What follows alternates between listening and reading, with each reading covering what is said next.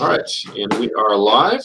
Thanks everyone for joining. This is Masks, the Phoenix Academy, session 4 of 4.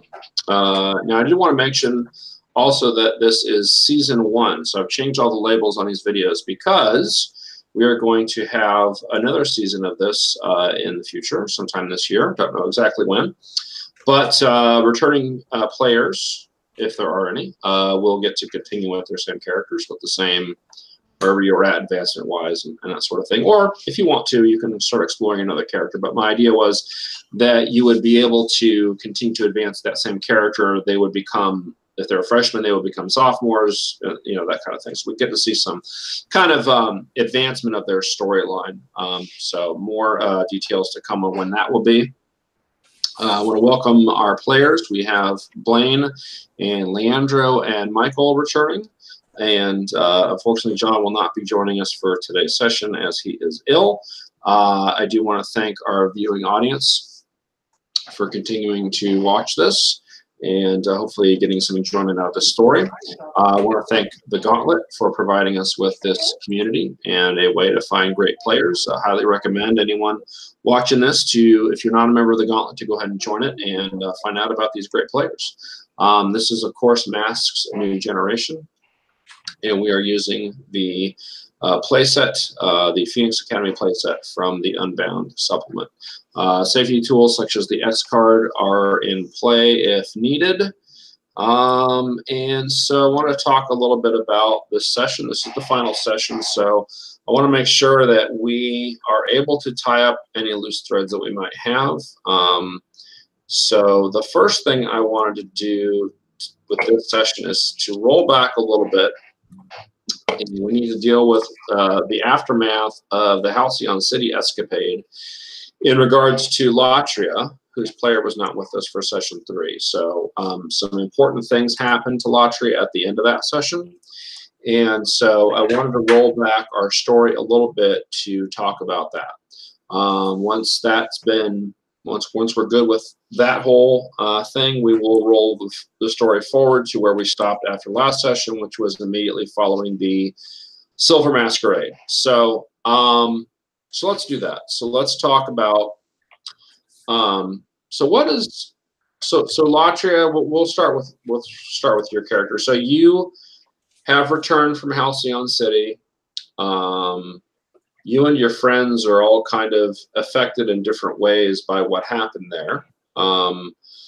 Cluster and Sable were mostly okay. They didn't have any physical injuries or anything. They didn't really do any like fighting or anything, but they had some interactions with some normal folks, and there were some, Cluster got kind of embarrassed by what happened there.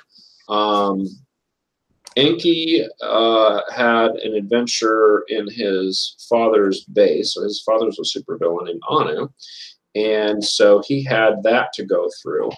And then, of course, Latria had what happened to her. So why don't we talk about Latria? You tried to save Arya, your friend, and you technically saved her. But yeah, she can't come out of it unscathed. So why don't we talk about what happened there? So like. Yes, I'll be right there. I think. I think kind of her state at the end of all that event is just extremely tired. Because my overriding memory of that session is running and lots of running. So I think that's part of her is like she's extremely tired. There's a tiny bit of her that's a bit proud that she might just save her friend, but most of that is overwhelmed by the state of her friend, who I think I'm agreeing with you that she's probably like comatose because, well, there was an explosion. Yeah, there was a. Yeah, she was in the back of a truck, and which exploded. So it ran into a gas station. So that was kind of a problem. And so you guys rescued. You were able to get her out of the truck, and then the cops and fire department and everything showed up, and you guys just bugged out because you were worried about what might happen. So So you guys get back to the academy, and probably by the next day, and if you want to do anything that night, we can talk about it. But the next day, you would have heard that Arya was in the hospital, being cared for in Halcyon City. So that's what you would know.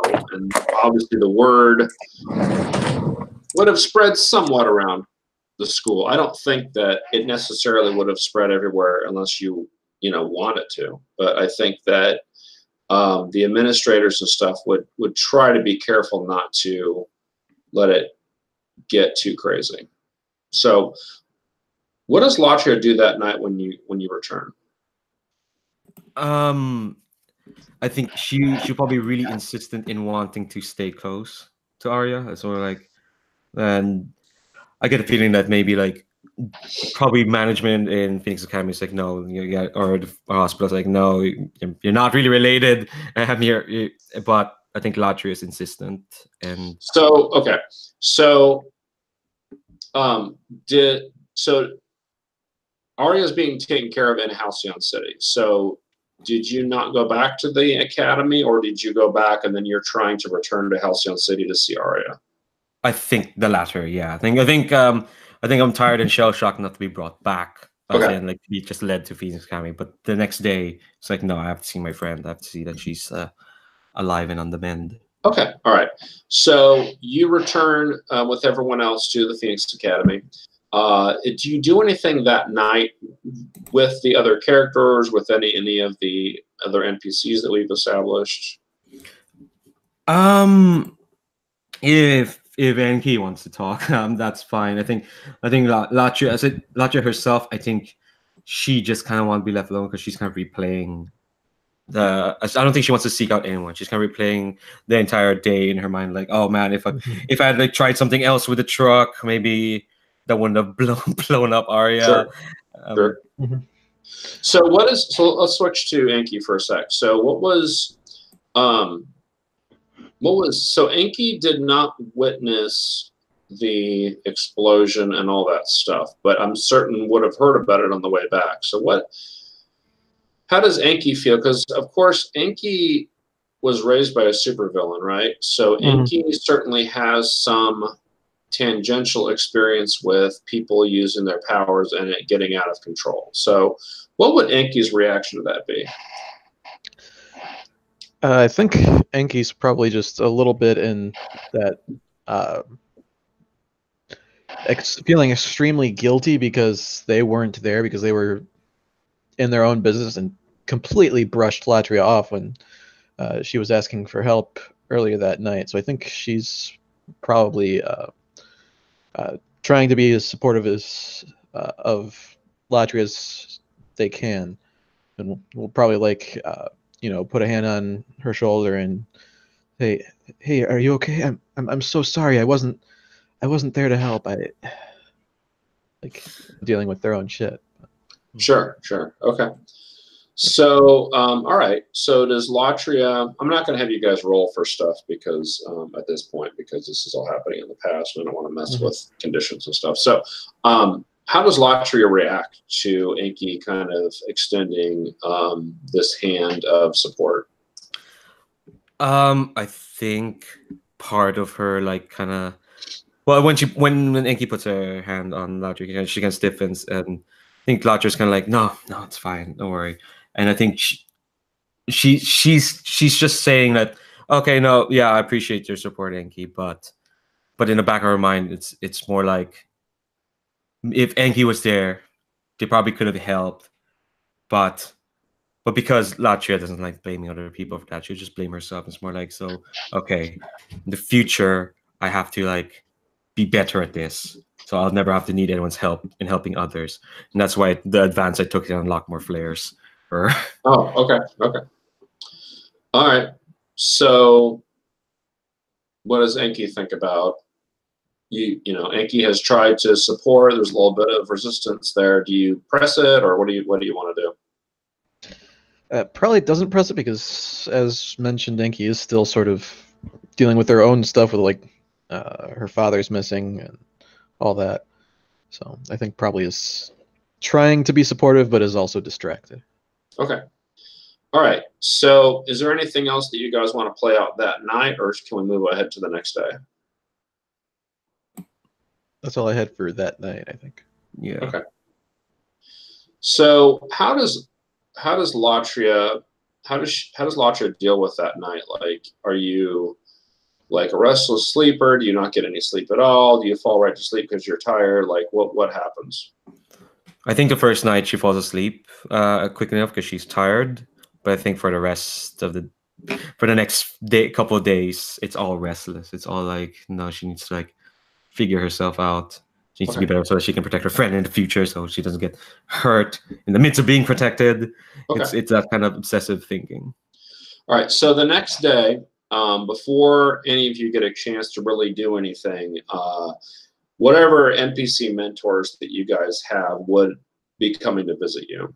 So Enki has Night Lily. So Night Lily would have come to kind of talk to you about, what happened, and just to make sure that you guys are okay emotionally with what happened. Now, most of you didn't know Arya, but obviously Latria did, so we'll deal with that. But Enki, and I don't know if we talked about this much last session. So was there any interaction between Enki and Night Lily that we should take note of in terms of the aftermath of the Halcyon City? I think we actually did have mentioned it last time, where we were talking about how Enki was opening up to Night Lily about how they'd went to their dad's place and done that. I don't think we talked about like the Arya stuff, but Enki was very like secondary to that. Okay, so let's see. I'm looking. Does Latria have any other? Because your main kind of contact was Arya, so I'm looking at the list of NPCs. We have the teacher most down on Latria, which is Professor Jewel. Okay. So, all right. So why don't we say that Professor Jewel is the one that comes to talk to Arya, or talk to Latria. So, Professor Jewel is a super, just like you are. And well, not just like you are, but I believe we established that Professor Jewel actually turned into living crystal. As a result of kind of overtaxing her powers. So Professor Jewel certainly understands your situation in terms of trying to learn how to use your powers the right way and judiciously and not hurting people with them. So so I think the initial approach from Professor Jewel would be to kind of counsel you emotionally on trying to understand your limits and when to use your powers, when not to, that sort of thing. So how does Latria react to that? Normally it would kind of rankle her because the relationship was always been a bit strained, because she always kind of thought Professor Jewel thought lowly of her. But I think this is like kind of the first time she's appreciating this sort of counseling, this sort of thinking. So Latria slipping back to like her honor student role, and it's like, okay, and she's kind of like just straight up ask Professor Jewel, tell her what she needs to do to get better control of her powers. Okay. So she, will obviously offer to work with you and,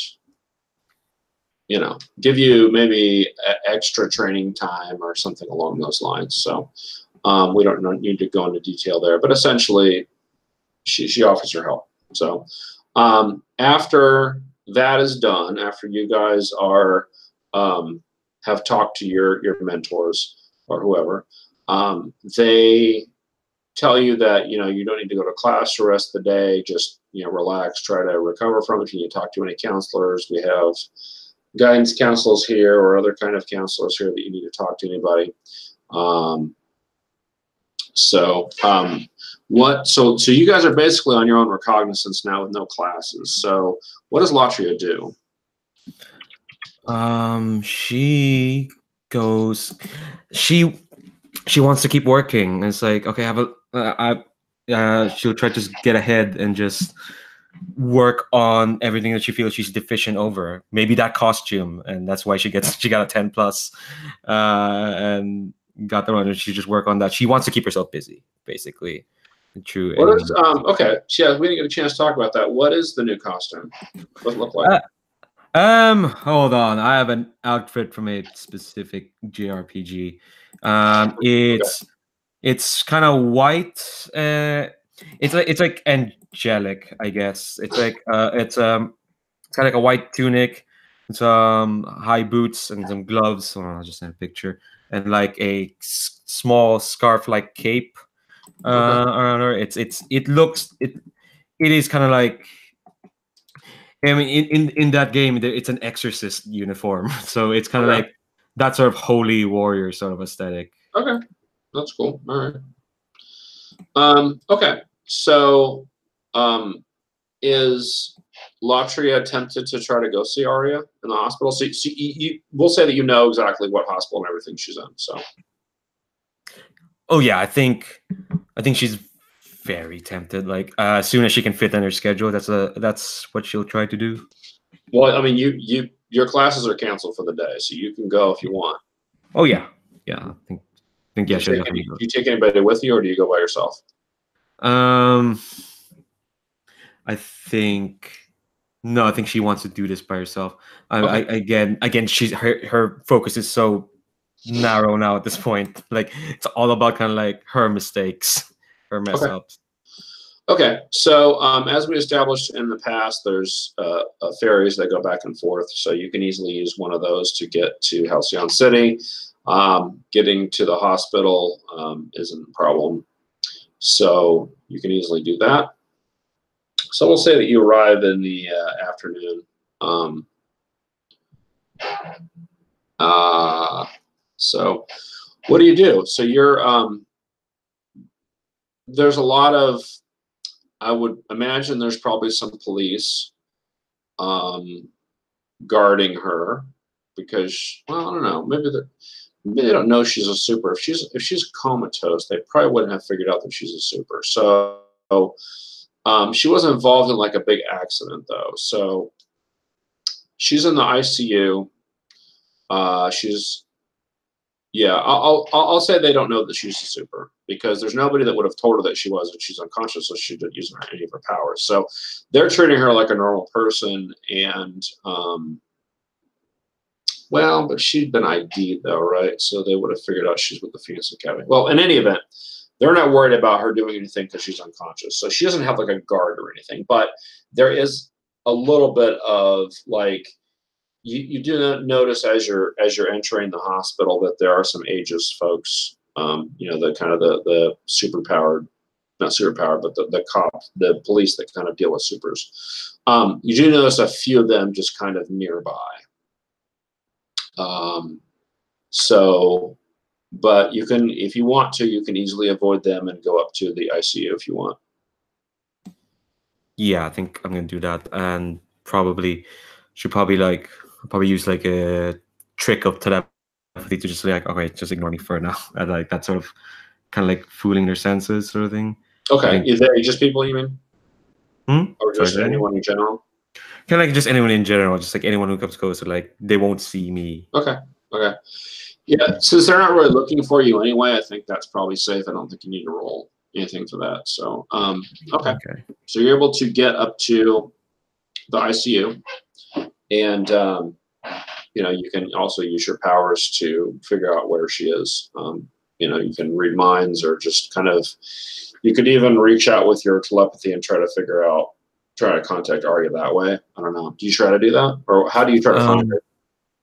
I think I kind of gleaned that from minds of like Aegis agents. I don't think I want to get into Arya's mind right now. Okay, that's fair. All right. So you're able to get to Arya's bed, essentially. So what do you do? She's unconscious. She's got burns, kind of third-degree burns all over her, and she's wrapped in, gauze and stuff, like a mummy.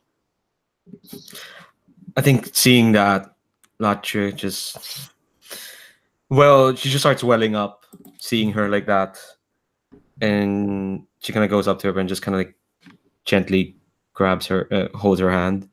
It's like, what does she say? She says, you saved me from where I was, and wish I could have done the same, but I,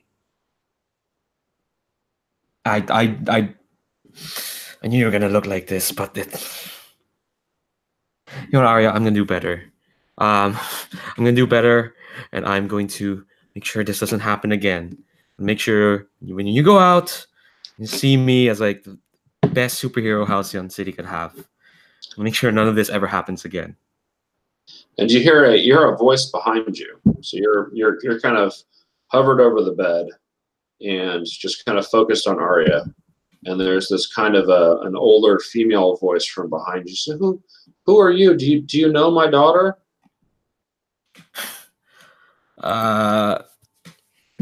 Like wiping tears off my eyes. It's like,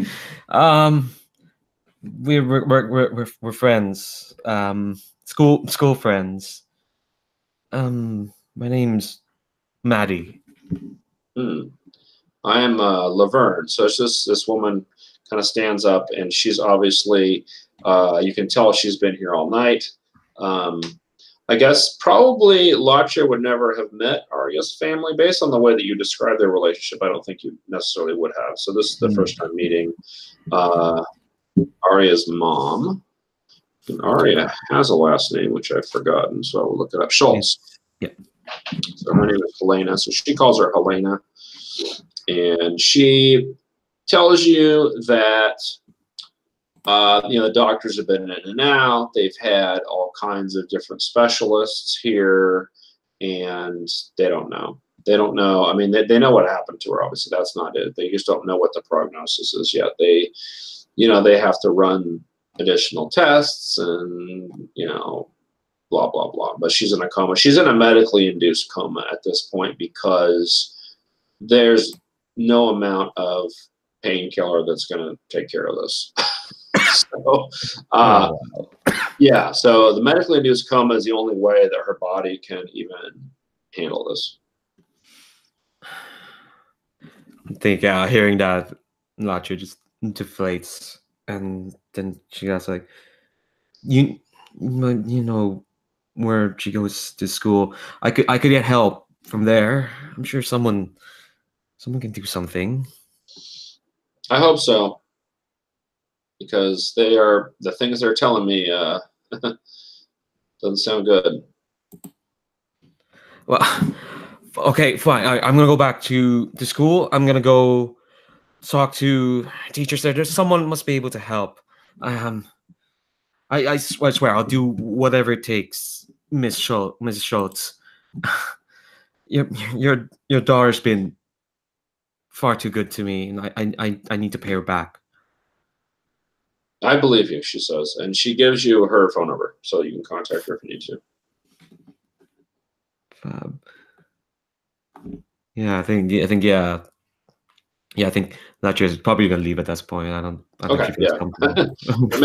All right, so what do you think Latria would do in the coming day or two? I think it is partially working on her classes, specifically like power study, trying to find with all the extra classes with Professor Jewel, Sure. and then trying to balance that with like trying to source out anyone who has, I don't know, healing abilities or anyone who can help in school or whatnot. It's so it's like juggling a high intensity like school schedule at this point. Okay, all right. Well, there's a number of adults that have abilities that probably could help. I would say the one that you probably would know the best would be Night Lily, because Night Lily has a lot of plant-based abilities and by extension can like regrow stuff, might work on people. You're not sure. So you know that Enki has a relationship with Night Lily. Is that somebody that you would want to reach out to? Yeah, I think I'll do it through Inky first. Okay. Okay. So how does that go? I think I think Latrio fight. Where does Inky usually hang out? At this point, Denki's probably pretty involved in their own projects, so probably in the dorms. Yeah. And you know where they live. Yeah. That's creepy. Well, Not in a creepy way. Maybe it is. maybe. Yeah, no, you definitely have been over to the dorm at some point. Or... Yeah. I think it's a knock. And when you answer, you can see Latrio. A bit of some bags under her eyes. Looks a bit strung out. Yeah. Latria, oh my gosh, are you okay? What's going on? I'm fine. It's just I need to talk to you, and I think I only have 10 minutes, and I have to go to Professor Jules. I have to do some power study, and then all that stuff. I put my schedule up in the group chat. But yeah, I need to talk to you, and I have like 10 minutes to do that. Yeah, sure. What do you need? I need to talk to your mentor, to Night Lily. I need some help. Do you know my friend who's comatose. I'm running out of options. Yeah, of course. I can. Yeah, I know her office hours, or I can take you to talk to her anytime you want. Yeah, no. Hold on. Let me check my schedule and just go to your schedule with that. Tomorrow around this time. That's okay. If I'm not imposing myself here, any other time could work. Yeah, no. Tomorrow this time is fine. Actually, I guess we should probably recognize what time it is on the schedule, but I don't think Anki would turn you down. Yeah. Okay. So what is your plan for what you're going to do with Night Lily? I'm basically gonna try to appeal to her to help my friend. Okay. So she's certainly willing to help. She knows all about this situation. You know, most of the adults have been briefed on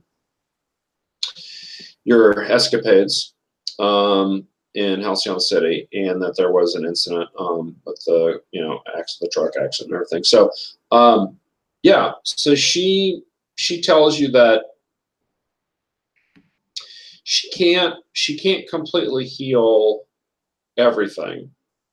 Those aren't within her powers. However, she can prepare a balm, a poultice, that can be applied to Arya to help with the burns. So basically, they have to apply this to her, and it will greatly accelerate the healing process for her burned skin. Like, that's what she can do. So Knightley is not a doctor, so she doesn't know what other kind of injuries that Arya might have, but this is her biggest problem, is she's got third-degree burns all over the place. So I think I did. Oh, go on. Oh, she can prepare this poultice and give it to you within 24 hours. Yeah, I think at this point, yeah, Latria's fine with anything that will help, that could soothe her friend. So she's kind of like thanking her profusely, and then once they kind of left the office, thanking Enki profusely, saying, if there's anything you need, just thank you so much. Look, this is gonna be really helpful to Arya, but anything you need, Enki, I'm there. I appreciate it. I really am sorry that I wasn't there for you that night. I was just so caught up in all my own bullshit.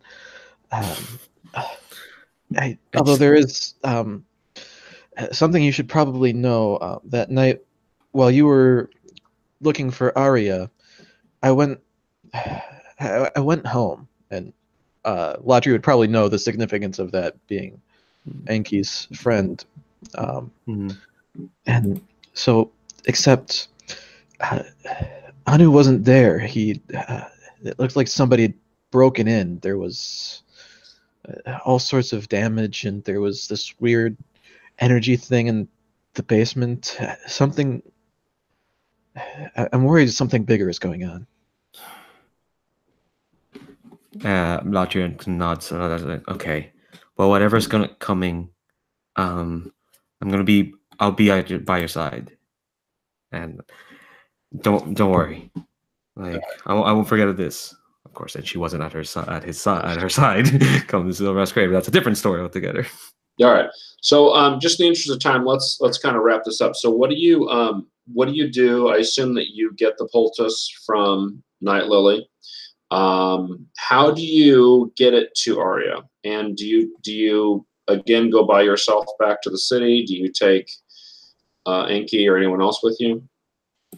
I think at this point, again, Latria is so like tunnel vision at the moment that I don't think when she kind of got what she needed from Enki, she'll do it herself. I think this time, instead of using her telepathy on whoever's there to kind of like hide her, it's more like get one of the police officers to just take her to Arya. Sure.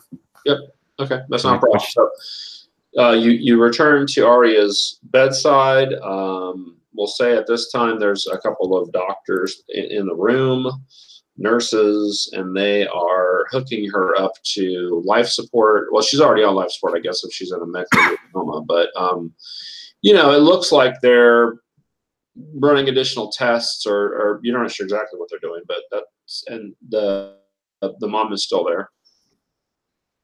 Yeah, I think when I kind of like let in, I kind of like do like a with gesture to her mom, and then I kind of like take the bomb and kind of use my telepathy again to implant an idea or a suggestion to one of the doctors.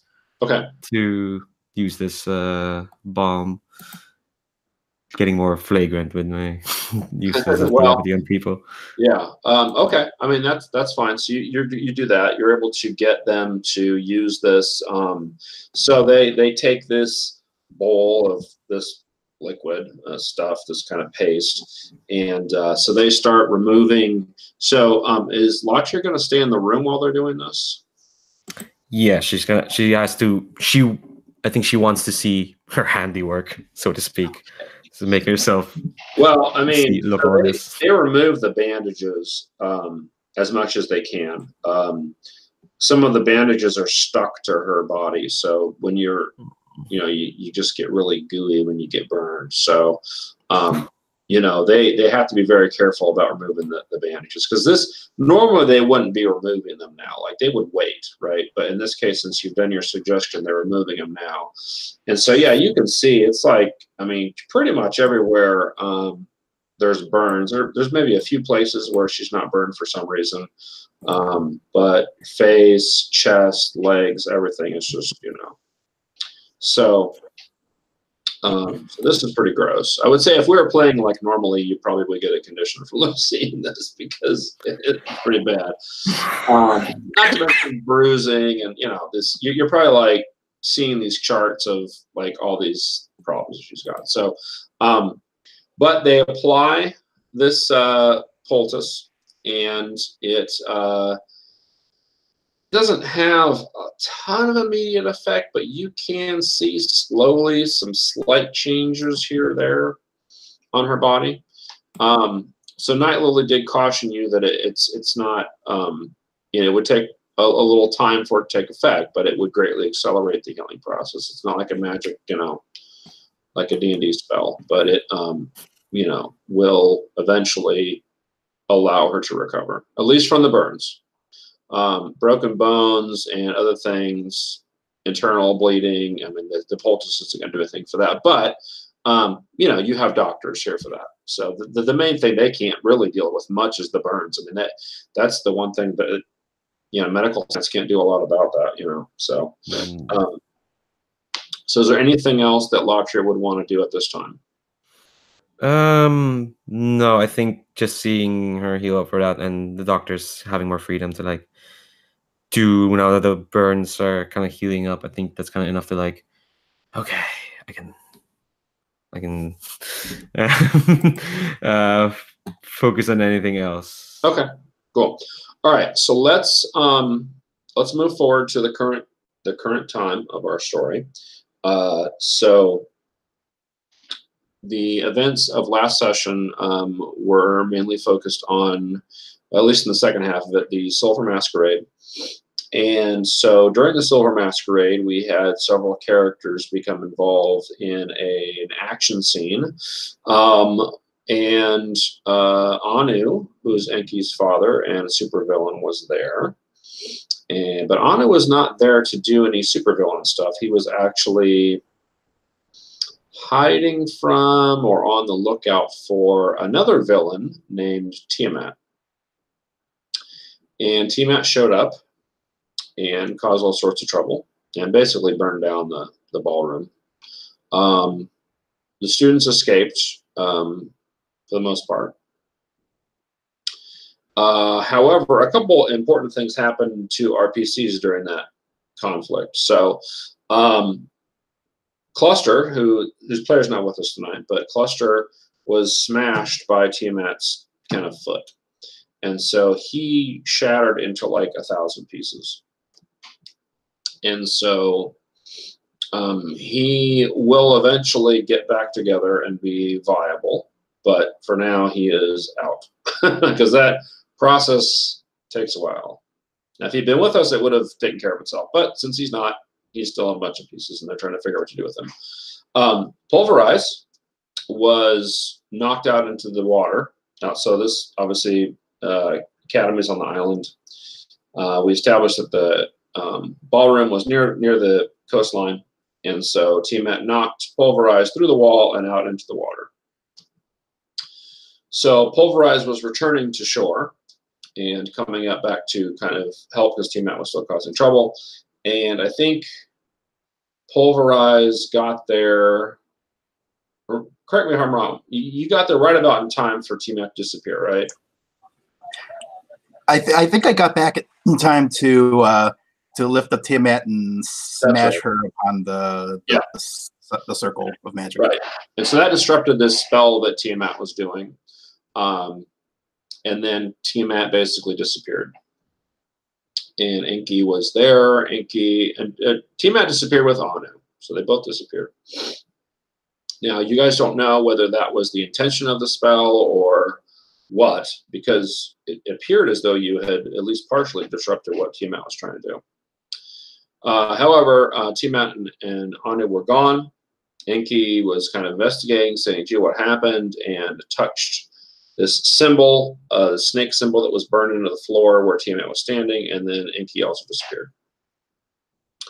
And that was where we ended the session. So to make things a little easier, we'll say that Latria was at the dance. So given the situation, now this is several weeks after the incident with the Halcyon City escapades. So would Latria have gone to the dance with somebody? No, I think we mentioned that she probably was gonna ask Arya out, but I think she was probably involved in whoever was planning the dance. You know, kind of like that sort of student council nonsense. Right. Okay. And Sable probably would have been involved. So since you're Sable's roommate, that would kind of make sense. Okay. All right. So you were at the dance, which is all that really matters for the purposes of this. So you saw a lot of this stuff go down, and the adults were trying to usher the kids out of the ballroom as the stuff was going on. But our protagonists here were able to kind of get involved with it. So we'll say that Latria was there and kind of witnessed most of this, and so this is the immediate aftermath of that. Additionally, we'll say that your character knows Pulverize. We established last time that Pulverize is next door neighbors to Cluster and Enki.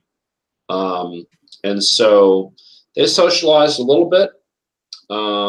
And you might have heard that Enki and Pulverize were going to the dance together. So I think that we can reasonably assume that you at least know who Pulverize is. So we'll say Latria, you come into the ballroom, it's on fire. The only person that you recognize who's still inside is this Pulverize. So what would you do? I think I kind of run up to Pulverize, like, where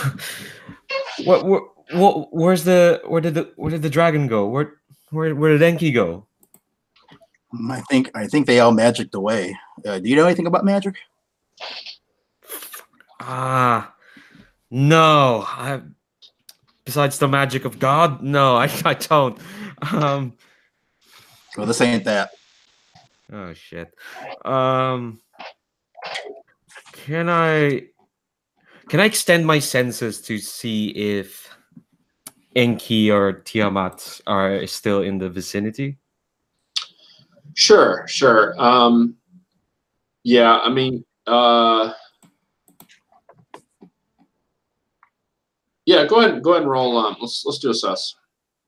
Okay, cool.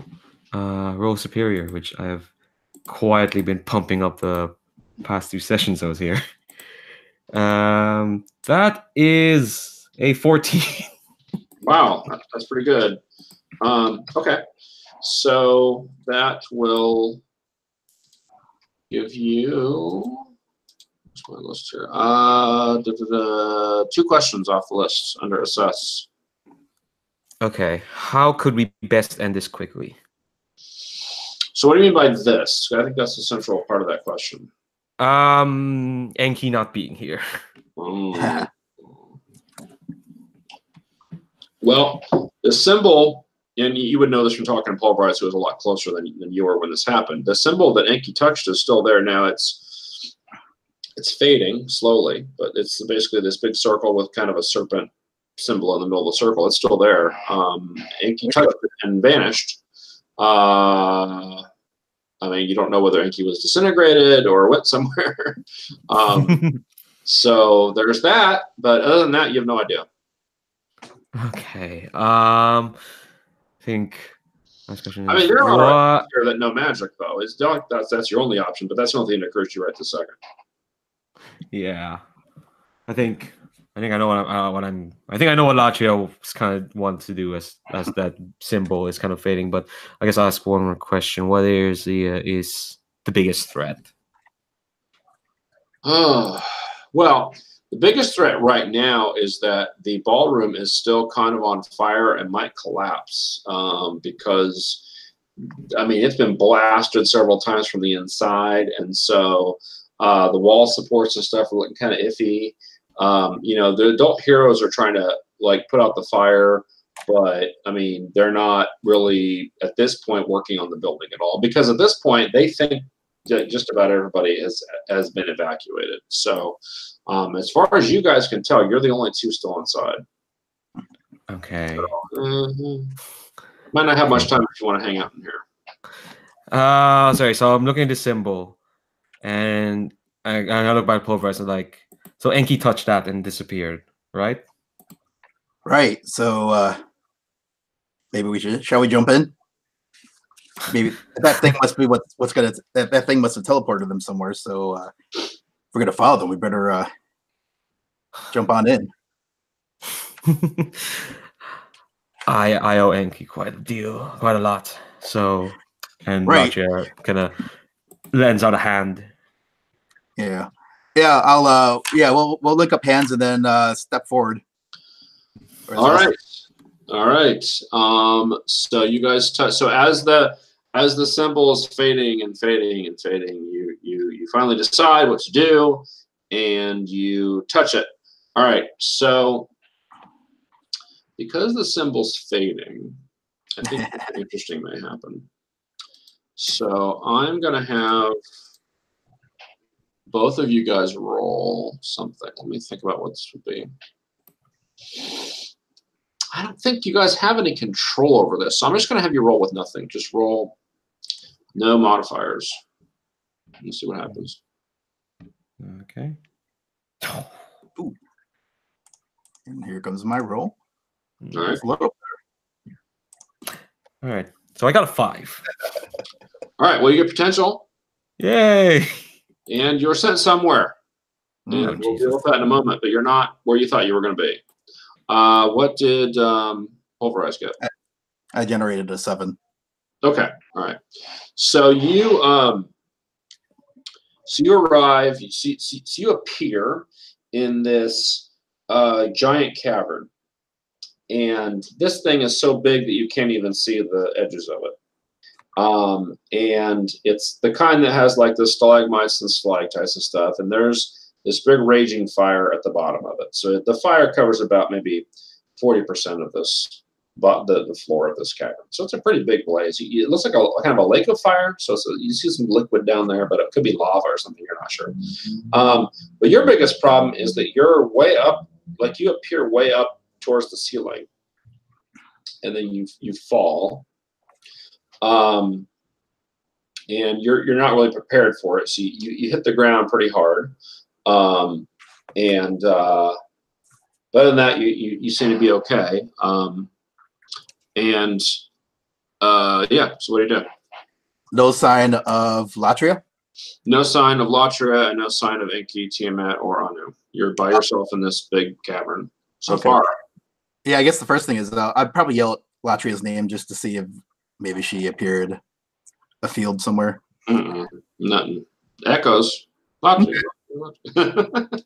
Well, in that case, I'll assume I'm on my own, and she must have gotten lost somewhere in transit, which is troubling. It's not good. So there's fire all about.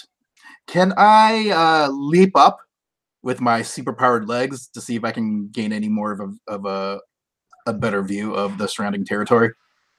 Oh, in the cave? Sure. Yeah, no problem. You can do that. So yeah, you jump up, and it's pretty much like I said. It's I mean, you'd estimate this cave is about 100, 120 feet wide, kind of in diameter. So it's a big cave. You do see 2 exits going out of it. And in the middle is this giant lake of flame. Okay. You see some symbols kind of engraved on the ground, but you're too far away when you jump up to see what you just see. There's little marks on the ground.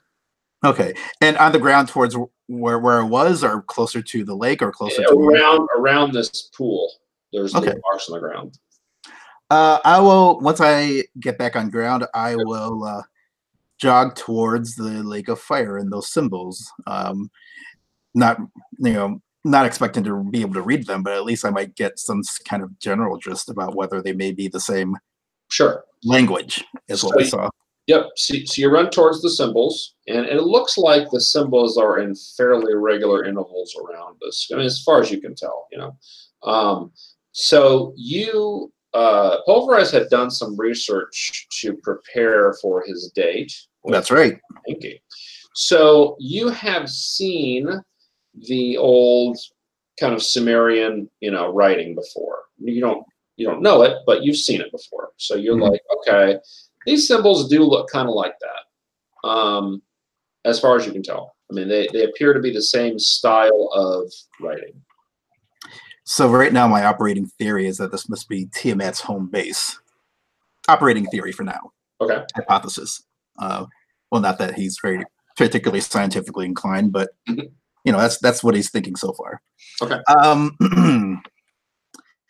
Can he?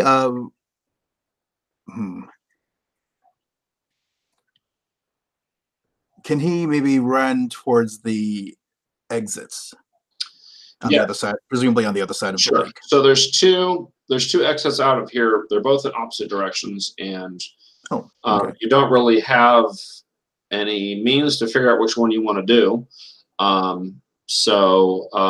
They both look very similar. They're just corridors that go off out of here. However, as you turn to kind of look at them, this big thing emerges from the pool.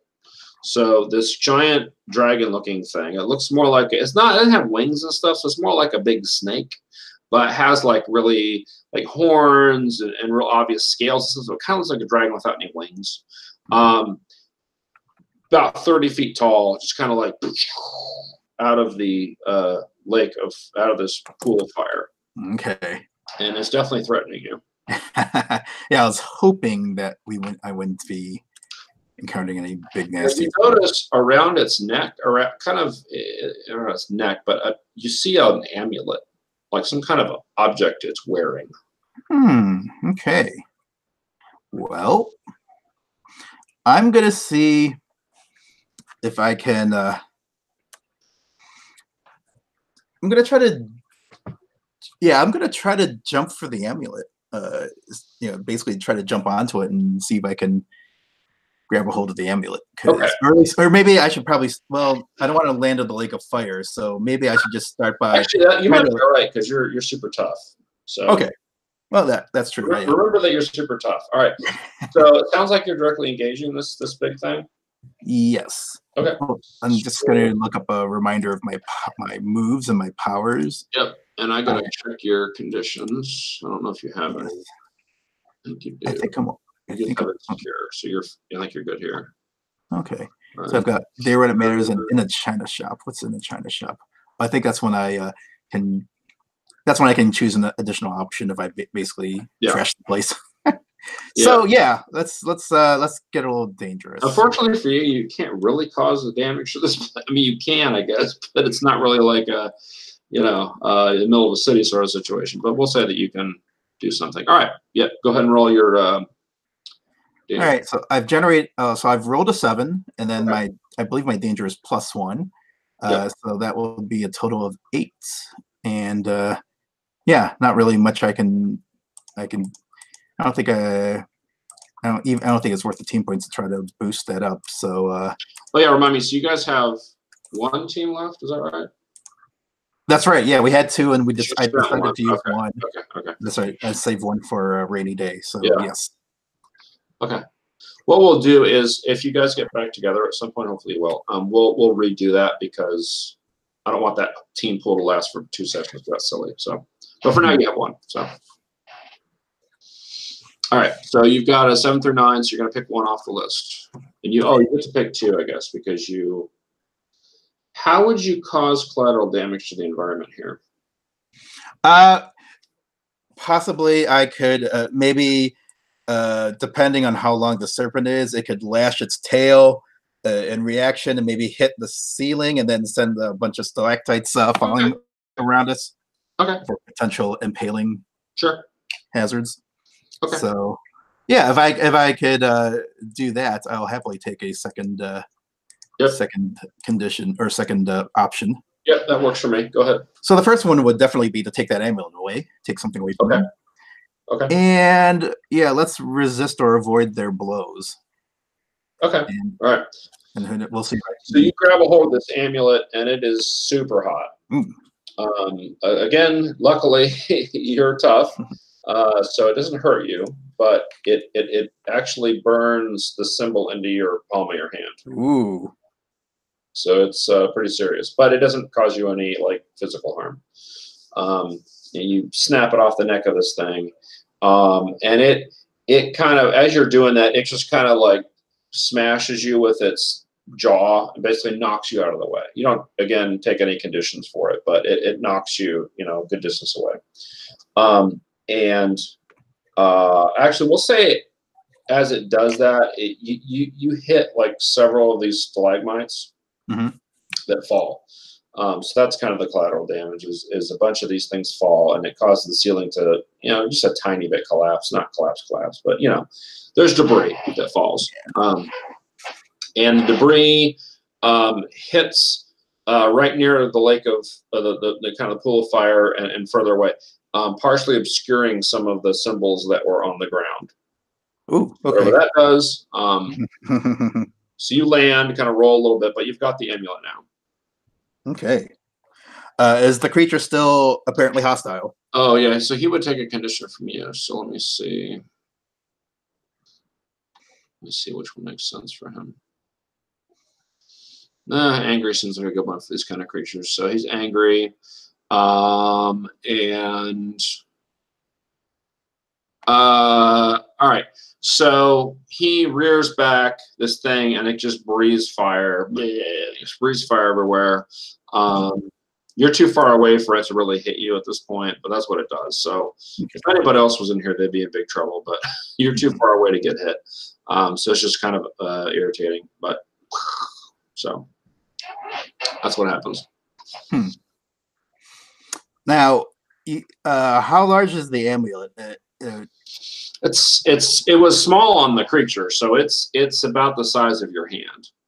Okay, so it must be okay. Yeah. Well, in that case, some kind of symbol on it, but you have no idea what it is.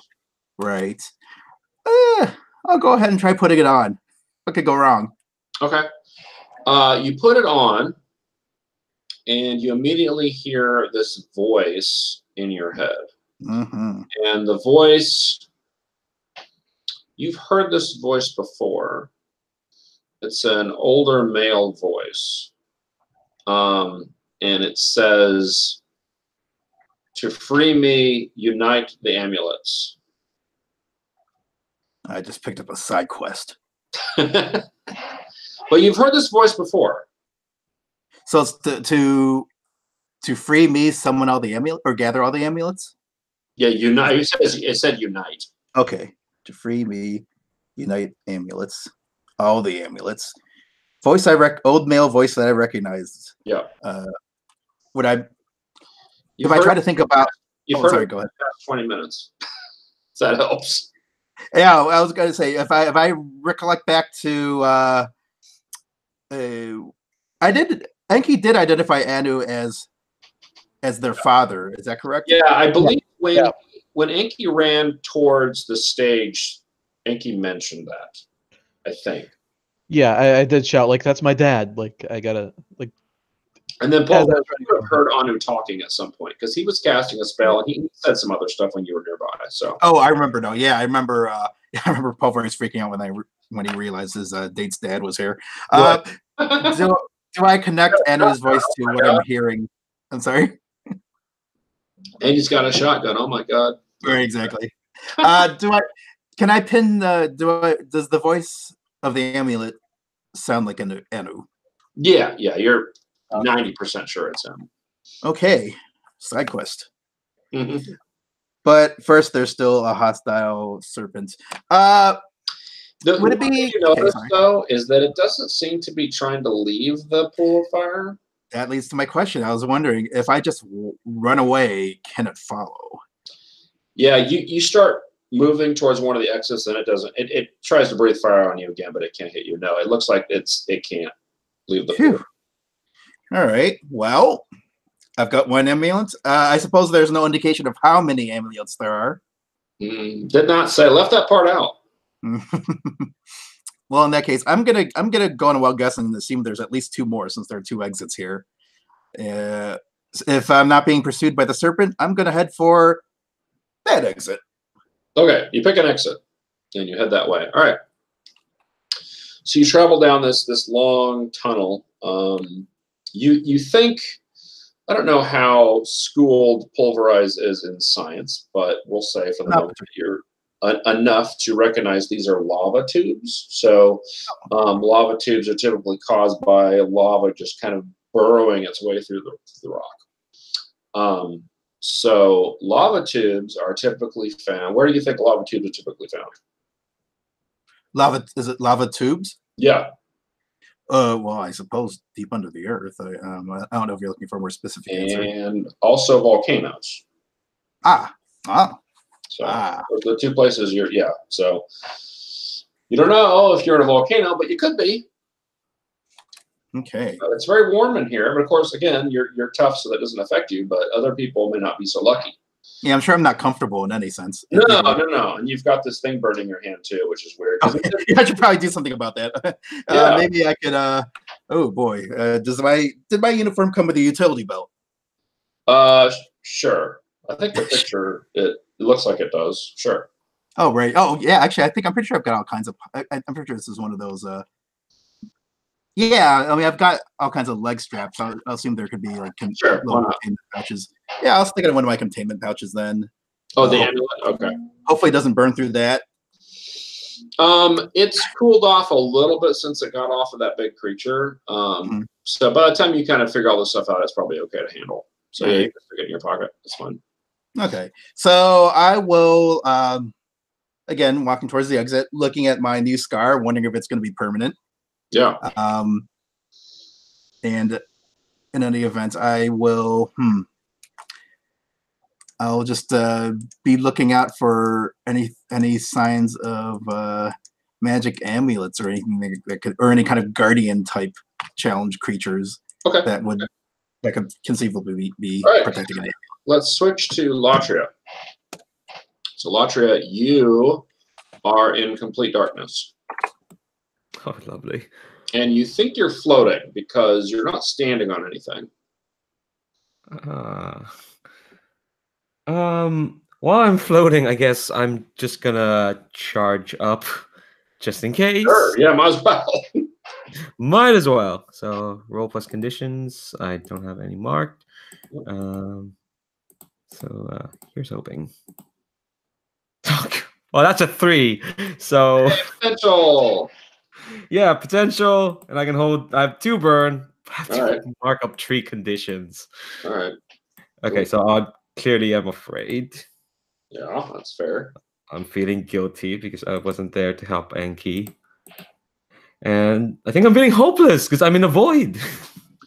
All right, so as soon as you do this, so how are you, explain how you're doing this. Like, what do you do when you charge up? It's like, because normally when I'm around, I try to keep it all coiled in. So I don't read people's thoughts. I don't just accidentally just grab things. So charging up is more like loosening those coils. Okay. So you draw in all of these weird, really weird thoughts, and they're alien to your mind. And in your mind, you picture all of these strange symbols. So like almost like pictures of graven symbols of some alphabet you have no clue what they are, or even if they're letters, they could be, you don't know what they are. They kind of look like real crude hieroglyphs, but I'm going to go out on a limb here and say you're probably not real familiar with the Enki stuff. So no, I didn't have a date with them, so I didn't have to do research. Yeah, so you have no idea what this is. But you're being assaulted by all this stuff, and then you hear some talking from around you, and you can't really tell if it's in your mind or if they're actually talking to you because it's kind of filtered through this weird, muddy kind of envelope. Whatever this darkness is that's around you appears to be filtering it in some way, like dampening the noise. So something is talking to you, but you don't really understand what they're talking about. You don't know what it's saying. So there you go. Oh, sorry, say it again. You still can't see anything. You can sort of hear this weird, muted something talking, but that's about it. And I can't tell what direction that's in. No, not at all. Okay. I think I am just going. Oh God. I think all this is so much, and I don't know where to move. So I think I'm kind of like, I'm going to. Okay. I think what I'm going to do is I'm going to use one of my burns. Okay. I'm going to burn and mark a condition. I'm going to use yes. I'm going to mark another condition. Oh my gosh. I'm going to use elemental awareness. Okay. So I can open up my mind to the world around. Okay. And so I can ask one question. Yes. And answer honestly. Yes. And I think I'm going to mark insecure. Okay. Okay. Oh God, one condition away from being knocked out. Yeah. Well, look. That's just part of it, all right? All right. That's how the Nova works. Right. Okay, my question is, the most knee-jerk thing I can do right now is, how do I get out of here? So, you're not trapped in this. You can move. You get the sense that you'll probably have to use your telekinesis to move, but you can move. And you'll just need to move. You don't know how big this darkness is. You don't know where it extends to, but you feel like you can move around in it. So theoretically, you can move out of it, assuming it has an end, right? Theoretically, yeah. So I think I am just gonna keep Just for our purposes, there's an end to it. Yeah. Okay. Yeah. Of course. But now I know like the direction. I'm just gonna start moving in that direction. Just any direction, up, down, sideways. Like, what do you? What I think is forward. So basically, wherever I just go up and like, no, back it. I'm just The way keep your head moving. is facing, basically. Yeah. I'm. Yeah. Okay. All right. So you kind of move. You want it quickly, slowly, cautiously, like just as jet quickly as I forward. can. Okay. All right. So you fly out of this. You eventually, after about like, I don't know, 5 seconds, you're out of this darkness, and you just about hit this wall, this cave. So you zip out of it, and you've got about 5 feet between the edge of the darkness and this cave wall. So you're like, bah. So you stop at the edge of this cave wall, and you're about 30 feet up. You're in this big cavern. The darkness is this big sphere, so it's blocking most of you can't really see much of the room from here. But you do see down on the ground of this cavern, there's a circle of some kind with these, you think these symbols that you saw in your mind. And you see these stone figures, like kind of walking around in the bottom, just kind of pacing. They're pacing outside of these symbols. So you can imagine there's maybe a 30-foot diameter circle of these symbols. And so the stone creatures are walking around that. Right. And they're not looking your direction or anything. They're just kind of wandering.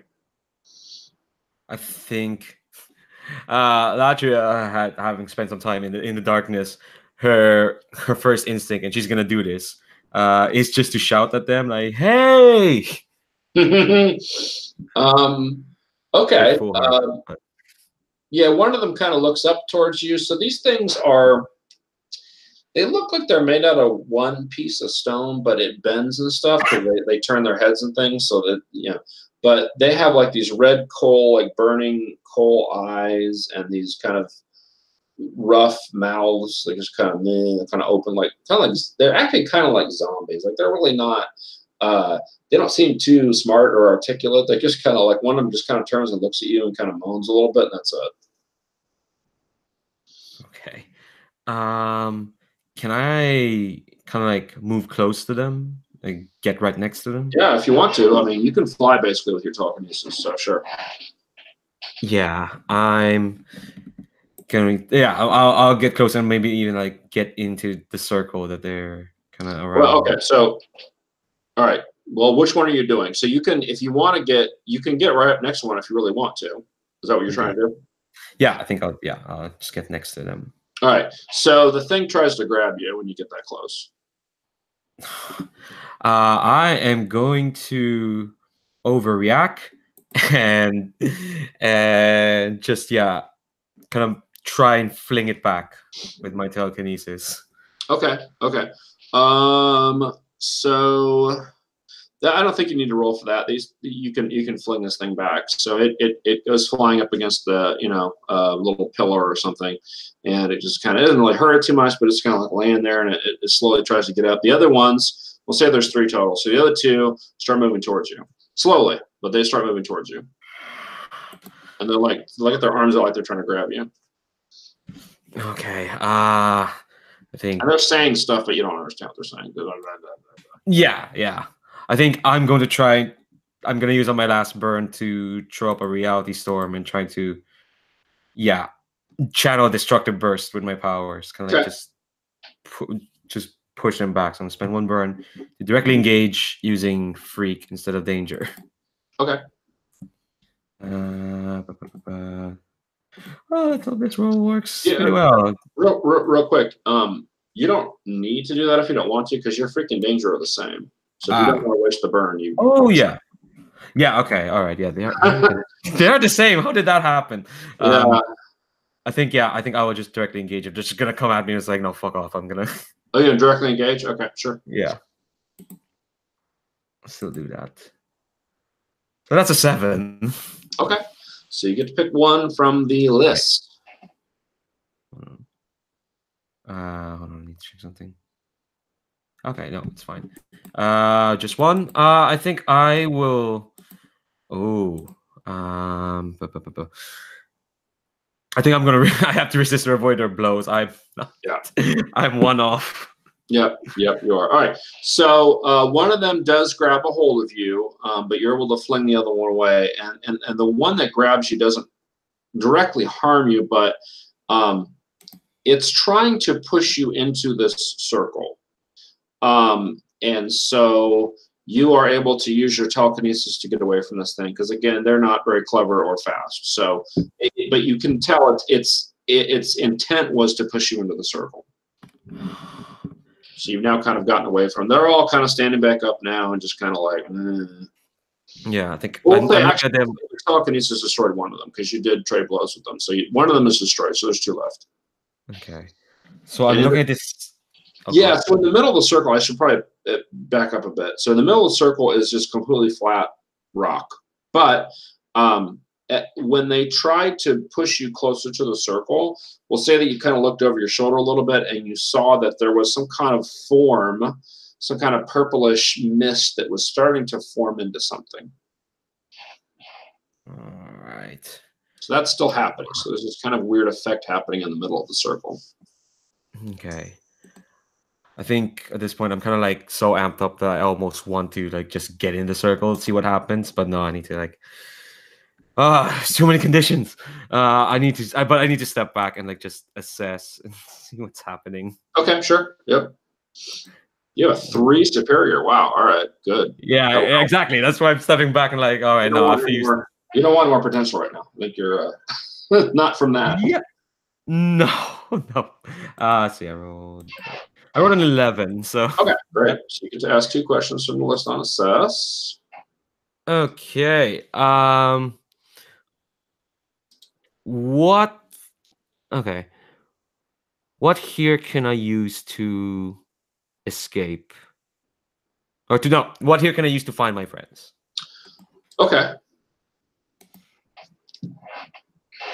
Well, you do notice that there are 2 passages leading out of this big room.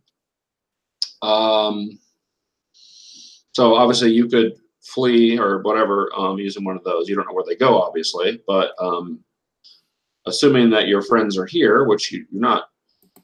Let me think about this. We'll say that you reach out with your telepathic abilities, and you do sense that at least you do sense Enki and Pulverize being somewhat nearby, but you're just not able to kind of reach out and talk to them right now. So you know that they're nearby somewhere, and you know theoretically one of these tunnels you could use to get to them, maybe.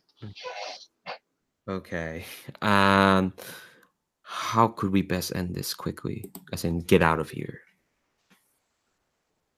Well, kind of the same answer. I mean, these things are not very fast. So if they try to chase you, I mean, you fly way faster than they can move. So if you wanted to just escape from them, you could do so. You could just go through one of these passages and, you know.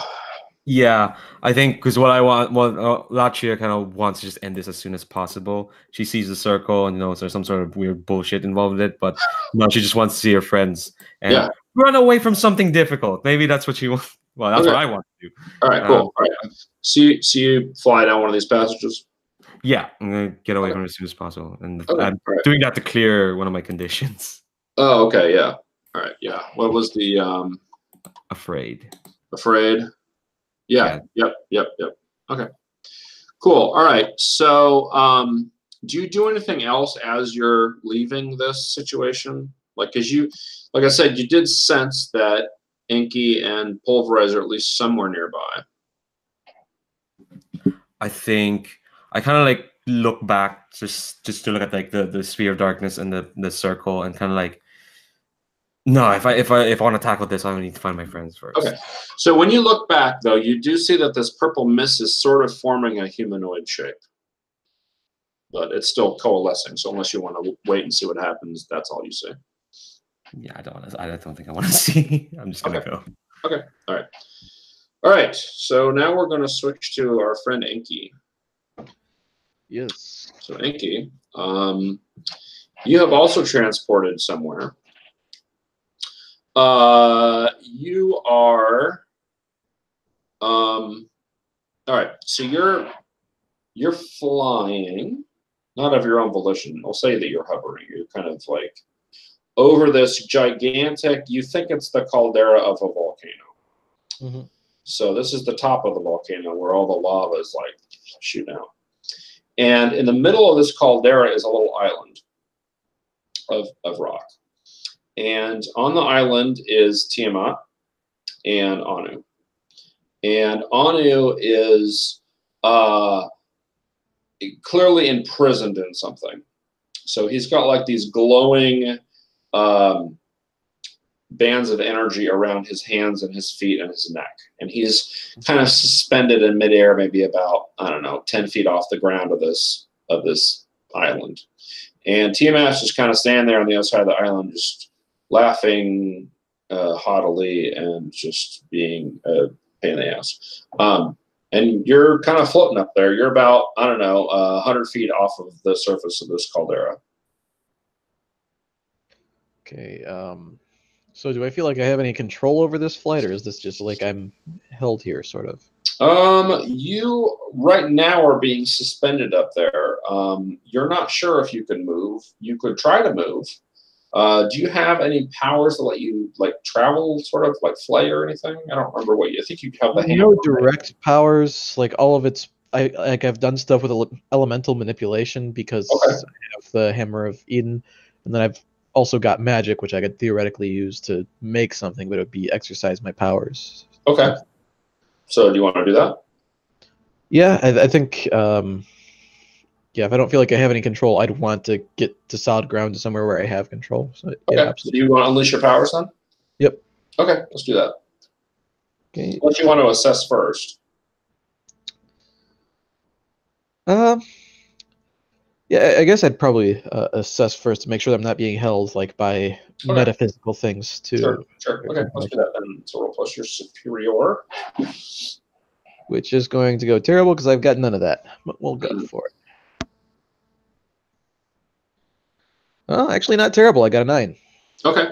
So you get to ask one question off the list. Okay.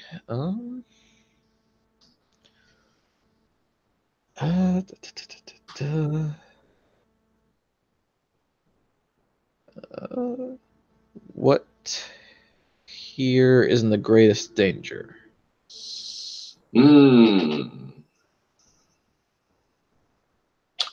Well, it looks like Tiamat is trying to do something with Anu. He's in far greater danger than you are at this point. It looks like he is draining Anu or something. There's like energy. There's like energy coming off of Anu and going towards Tiamat. So that's what it sounds like. That's what it looks like is happening. Okay, then I think I'm going to change what I want to do with my powers to I want to try and just cut Anu off from Tiamat, like with a barrier type spell. Okay, all right. Well, Could either be unleash my powers or defend, or it's sort of both. I'll leave that to you. Well, let's have you unleash your powers. Okay. That is plus freak, or I think. Sorry, I'm still. Yeah. Okay.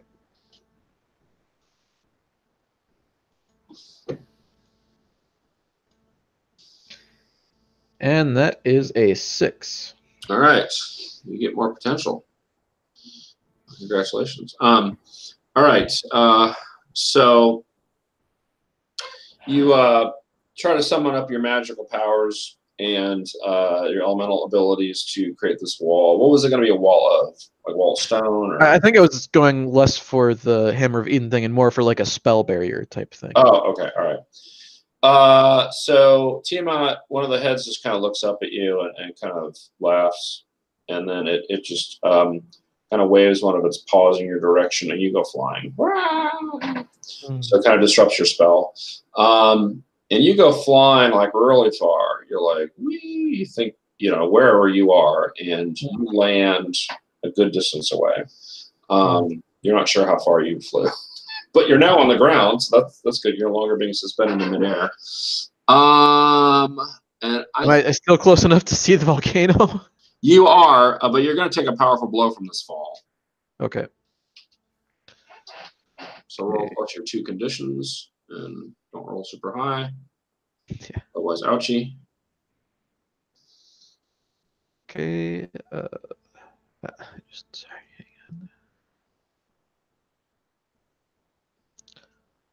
on. All right. So that's a 9. Okay, so on 7 through 9, you choose one from the lists under take a powerful blow. Mm-hmm. Well, there's no teammates around unless I can provoke Anu, but that's sort of. Yeah, he's not teammate, per se. Okay, I think I got knocked farther than I thought, and I gave ground, and my opposition has opportunity. Okay. All right, that's fine. All right, yeah, so you're on this endless plain that's mostly flat. Like there's little divots here and there, but it's mostly flat, it's just rock. And yeah, you can still, this volcano is the only feature you can see, but you're probably like half a mile from it now. Mm-hmm. So it'll take you a little bit to get back, but if you want to, you certainly can. Since you're not currently in danger, you could actually fly there using your powers if you want to, using your magic. Mm-hmm. But yeah, so you're some distance away. Yeah, I think what I'd want to do at this point is engage the Eden Hammer, and I want to actually move myself with the Earth, make the piece of Earth that I'm on just pick me up and carry me towards the volcano. Okay. Okay. You know, look really cool. It's like a ripple of Earth. You just kind of stand. Yeah.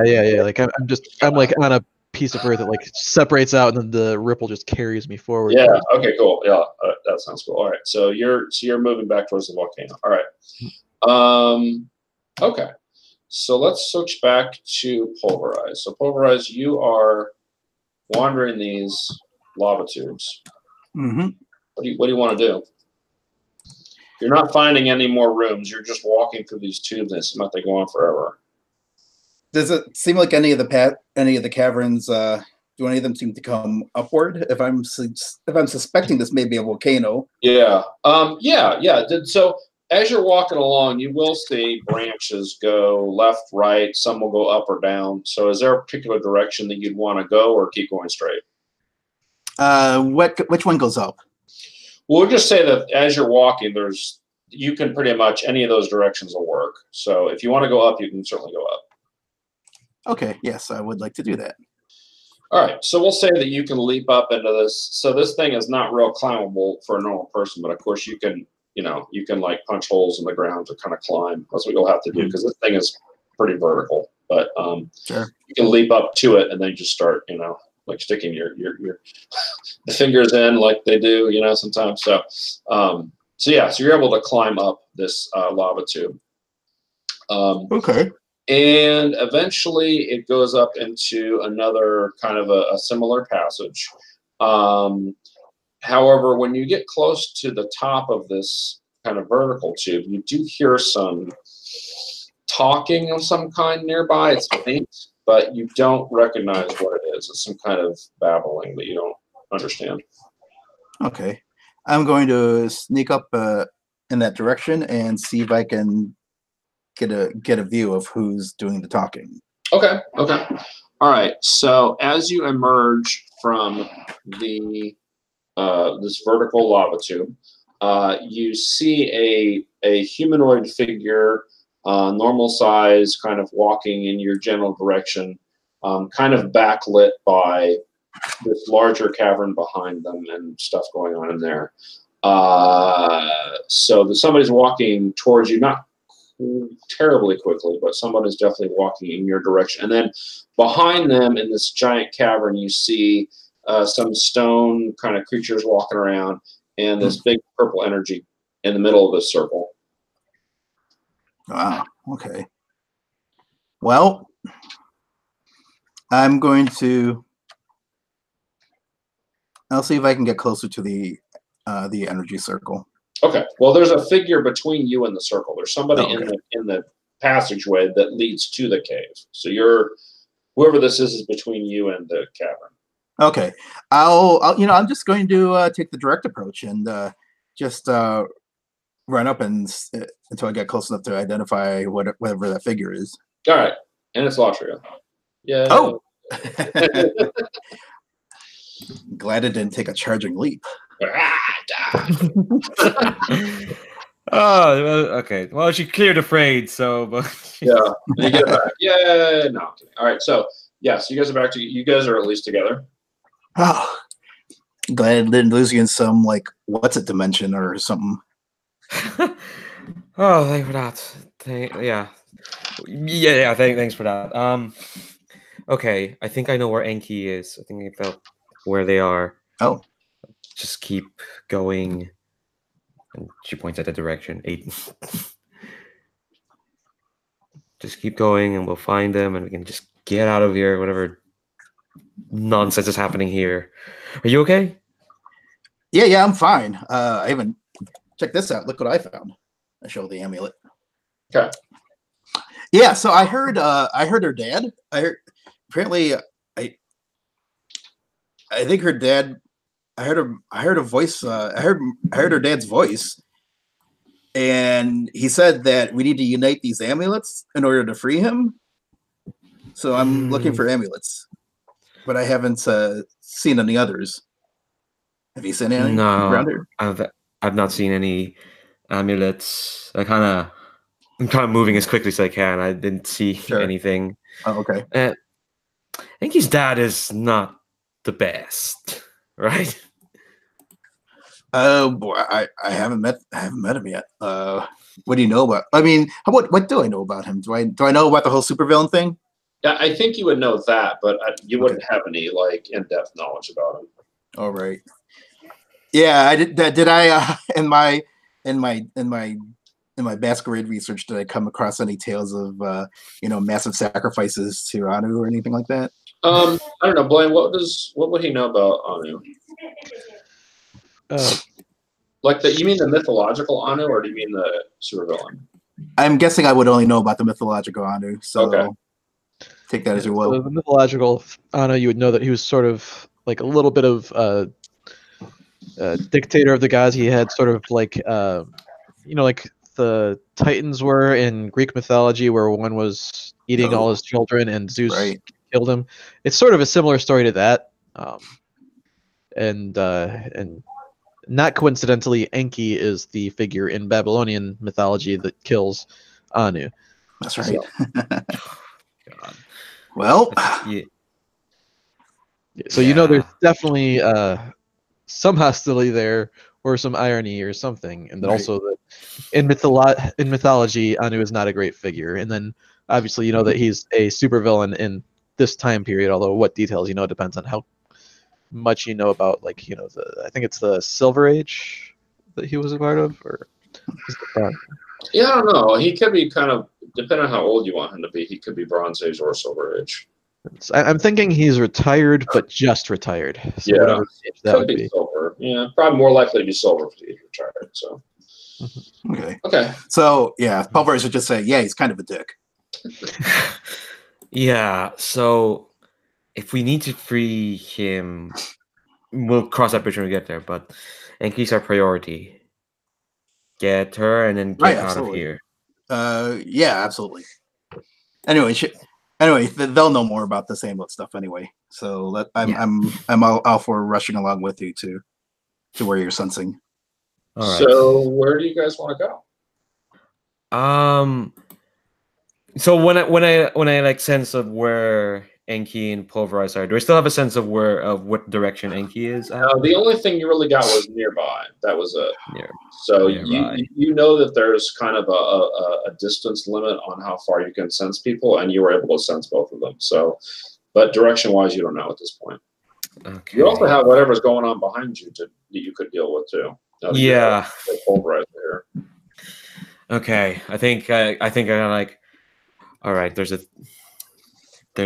thing. If we need amulets, there might be one there. I Yeah, let's go. Yeah. Okay. All right. Follow me. All right, so you guys head back towards the room, and so in the middle of the circle now is this giant, kind of purplish, looks kind of like a genie, like from animation, sort of a genie. So it's like a humanoid top half and like a little swirly, bottom half, but more dressed like Babylonian style. So not like a Arabic sort of a caricature, but more of like the headdress. So it's this weird, it's about maybe 15 feet tall, so bigger than a person, and it's just kind of saying stuff, but neither one of you know what it's saying. And the stone creatures are now kind of kneeling before the circle and not paying any attention to you guys. That wasn't there when I was. Oh, and you see here. around its neck is one of these amulets. Ah, There we are. Of course. Of course, there. Okay, so there's the amulet. I don't suppose you could grab that thing with your mind, could you? I could try. I'm going to try. Okay. Yeah, I think I'm going to try to just snatch it out of. Okay. Just So I'm like, going to say that you're directly engaging it because one of the options is to take something. Let me see if any of your various conditions affect that. I think I cleared the one that was affecting it. Yes, I cleared afraid. Yeah, afraid. Yeah. So roll plus freak or danger. Sorry. Yeah, just a +1. Oh, hey, that's a 10. Oh my god. Hey. Okay. Finally. So you get to pick 2 things from the list. Okay. Oh, I will take that amulet from them, and I'm going to resist or avoid their blows because I can't take any more. All right. So you also, by doing this, will put a because you exchange blows with them, so they are going to take a condition from you doing your. We'll say that you knock them back or something like your telekinesis. So, all right. So he. So as you do this, you're able to grab the amulet. And so it's floating through the air towards you, or it's moving, towards you with your telekinesis. And the face of this thing looks angry, as best you can tell, and it's again saying stuff, but you guys don't really know what it's saying, and and you see it kind of does this magical flourish, and both of the exits out of this room disappear. I'm sorry, what disappears? The exits from the room. Oh. Like they aren't covered with rock. They're just not there anymore. Oh, shit. And now the thing is like moving around the room all pissed off.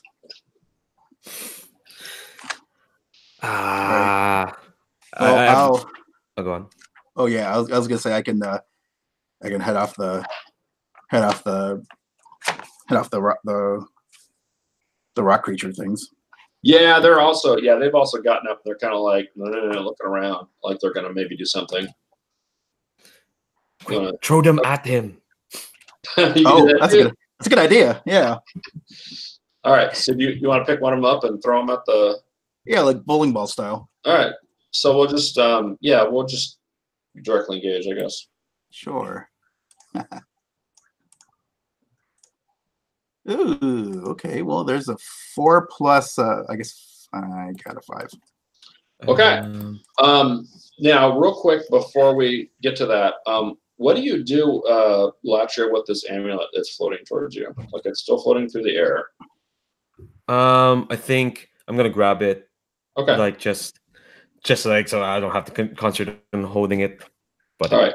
So as you grab onto it, your mind is flooded with these very strange memories. You think they are. You're not sure what it is, but you're getting this weird impression off of this thing, and your character is actually like frozen in place right now. So, Pulverize, you see this happen. So you're like you're about to like punch a stone creature, and you turn, and Latria makes all these weird sounds, and you look over it, and Latria's totally frozen in place. Oh, there goes my TK support. For now, unless you, I mean. Yeah. So as I try to execute my maneuver, do I fumble in any particular way? Yeah, like you're about to Without- punch this creature, and then you turn and see this. So it kind of Oh, okay. aborts Oh, I what you were see. going to do. So you can Oh, still the thing- try again. yeah. Yeah, it's kind of the thing where you're like you lift a bowling ball and then you're about to launch off a bowling ball and you get distracted and the thing just like falls out of your hand and hits the Yeah, ground right. in front of me. So you could, yeah, the creatures are very slow moving, so you can easily try it again if you want. They're not, they're threatening and they're made of rock, but they're slow. Okay. Well, in that case, I'll do is I'll just try to kick it into like the next approaching rock. Are these rock creatures human sized or larger?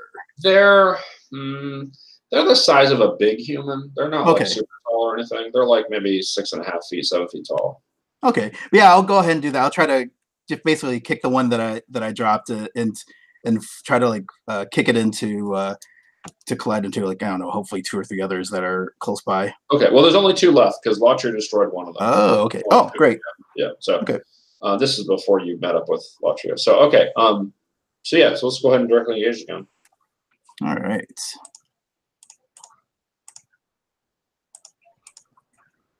Ooh, well, this may not be meant to be. I generated a 6 total.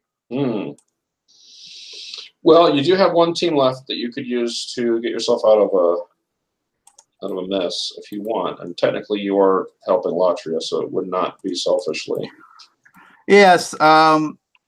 You said something about redoing team points, because I think if all things being equal, I'd like to save this last team point for when we get to Enki and Anu, but yeah, assuming unless there may be like some kind of refresh, I don't know exactly what you had in plan. But well, I was planning on waiting until all 3 of you are back together to do that.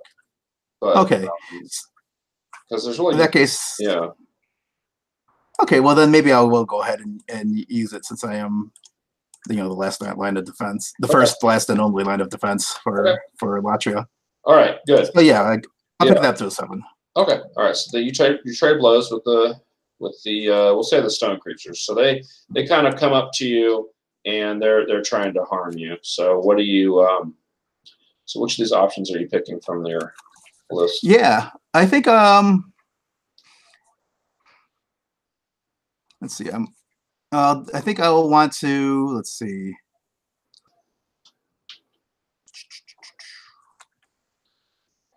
Let's see. I can't really create an opportunity for Latria. As long as she's locked up, at least as far as I know. Maybe.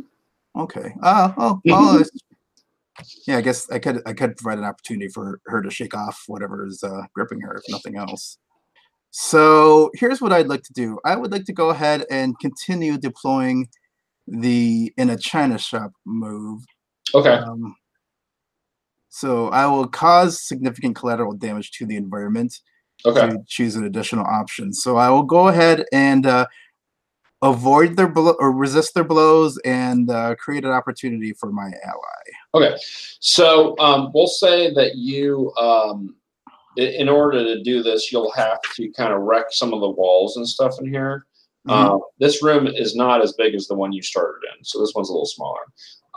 And so you are like throwing these rock guys around, and the big purple guy he's summoned this big old hooked sword, and he's now trying to hit you with this big sword, and there's a bunch of chaos. And eventually, what happens is you knock a bunch of the stone down, and it hits one of the stone creatures and basically wipes that out.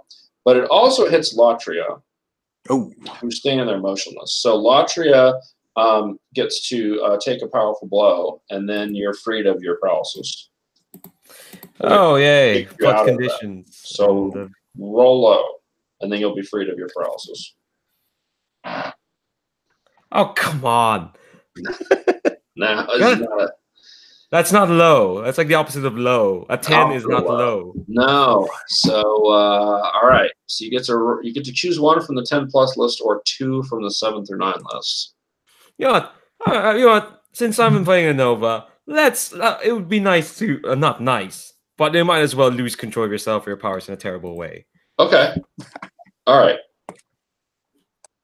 So you all right, so what happens? So you awaken from this weird paralysis and you're being all these rocks are falling onto you. I I think what's gonna happen is just I I freak out.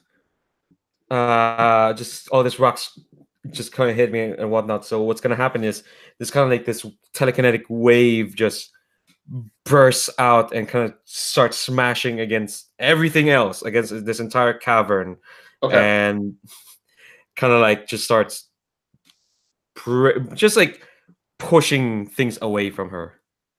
Okay. So this big wave shoots out from you, and more of the cavern collapses on top of everybody, including our friend Pulverize here.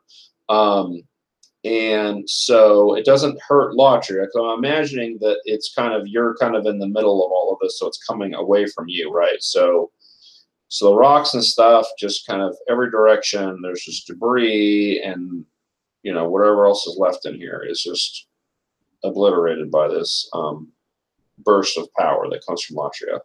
However, now Pulverize gets to take a powerful blow from all this nonsense. Let's see how I weather this. You already got one condition. You'll be fine. I rolled a 6. And what do I resist with? You just add how many conditions you have. Oh, okay. So for you, it's 7, which means you pick from there's a list under take a powerful blow. There's a 7 through 9 list, so you just pick one of those. Okay. So let's see. One of them will be really funny. I think you should do the first. Oh, lashing out I was thinking about that because God damn it, you stupid. Yeah. Well, it's sort of his own fault because he caused the rock. Exactly. I kicked off the first domino, right? Yeah, maybe I'll just like I'll just what I think what I'll do is since I think the best way to lash out verbally is maybe take the Lord's name in vain, since I know Latria is well, I don't know if I deliberately do it because of that, but that's what I do, and I know that's what's most likely to get it. I would suspect that's what's most likely to get under his skin. All right. So I think that's how he's going to like lash out verbally. Okay. Because he's like getting hit on the head with big boulders. So all right. So it looks like you either provoke a teammate to foolhardy action or take advantage of influence. I don't think you have influence over Latria because I don't think I do. Yeah. You guys weren't together when we. So really, it would be provoked into foolhardy action. So what would that be? Maybe she like does the TK equivalent of like slapping me in the face to to not profane in her presence, okay. or some such. It might be something where she has thought about it, and since her powers are telekinetic or mind based, that's all it takes for it to actually happen. Yeah. What about so the idea behind this is that it's foolhardy action that you're trying to. So I think what might be foolhardy action in this situation is, hey, you go deal with this yourself. Oh, right.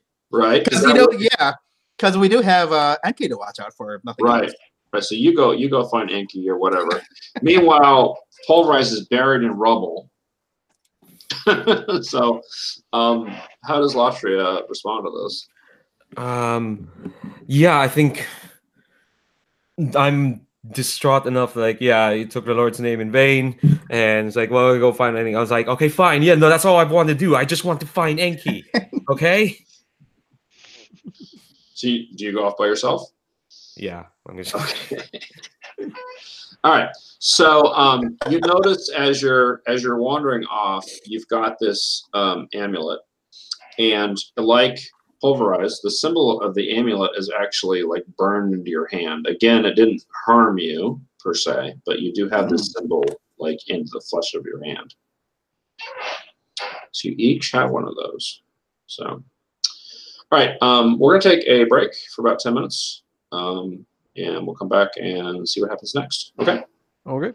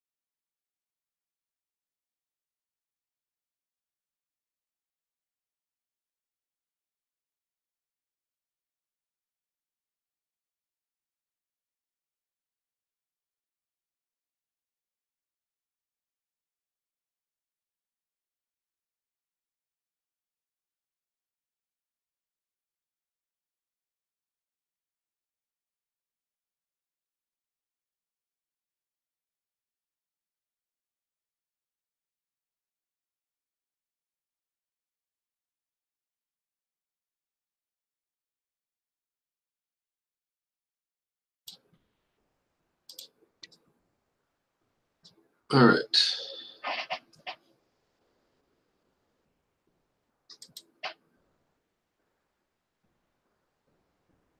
All right, looks like we've got some folks coming back.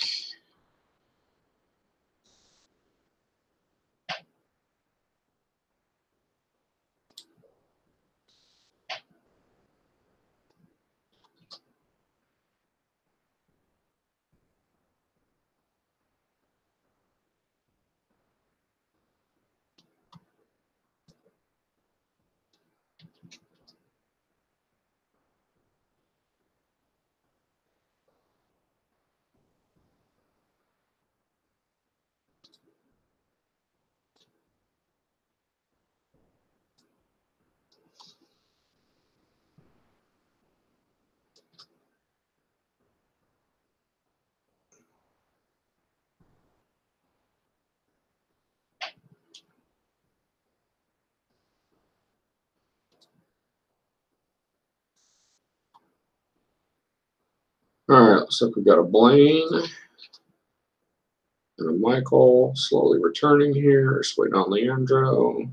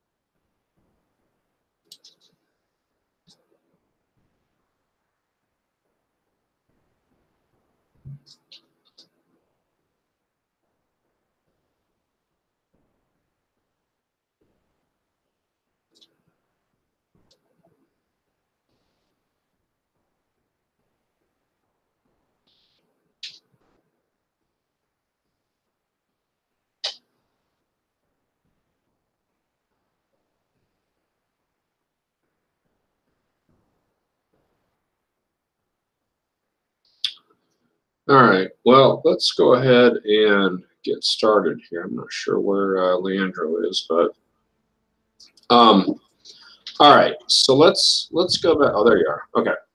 I kind of wanted to start with Latria. So Latria is storming off. So what does Latria do? I'm doing what what Pulverize suggested. I'm just going to find Enki. Okay, I'm just All right. I'm gonna try to extend my senses and like trying to find where she is. Okay.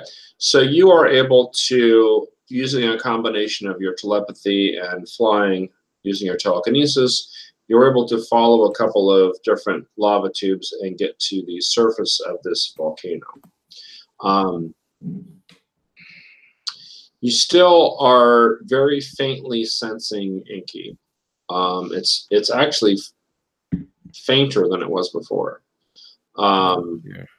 However, again, because you know the limits of the range of your telekinesis, you know that Inky must still be nearby.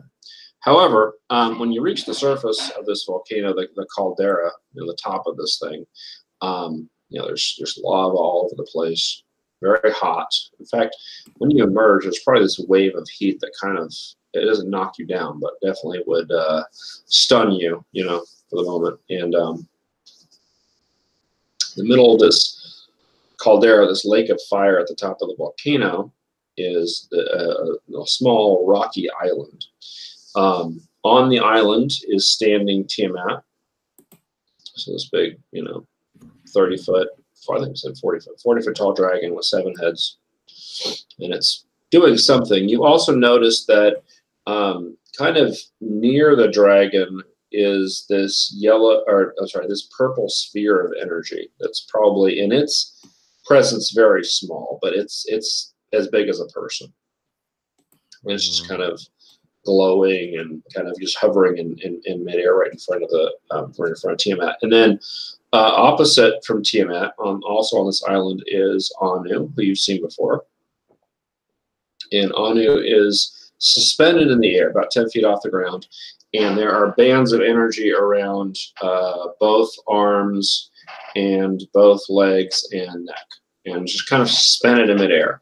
And Tiamat appears to be drawing energy or life force or something from Anu. And you don't see Enki anywhere. Oh god. So when I was provoked to do foolhardy action, does that count? Does me taking that foolhardy action count as being able to clear another condition? We tackled something like this last time, and I believe what our rule is that your character has to do something to make it happen. Okay, so that this makes sense. is a reaction to what Pulverized did, so no. Okay, that makes sense. Oh gosh. I feel bad for leaving Pulverized there now. Are you guilty? How guilty are you? I've already, that's already marked. Oh, you're guilty. Okay. That's already marked. You're guilty. I can't see Enki anywhere. But I should point out, when you emerge from the thing, you're still like 100 feet from this. I mean, you're on the very edge of this caldera, so you don't even know if Tiamat notices you. Like, Tiamat doesn't even turn to look at you with any of the heads. So, yeah, I'm going to keep that stay of play. Just try to make sure, because I can see Tiamat from where I am. Right? Oh yeah, that's not a problem.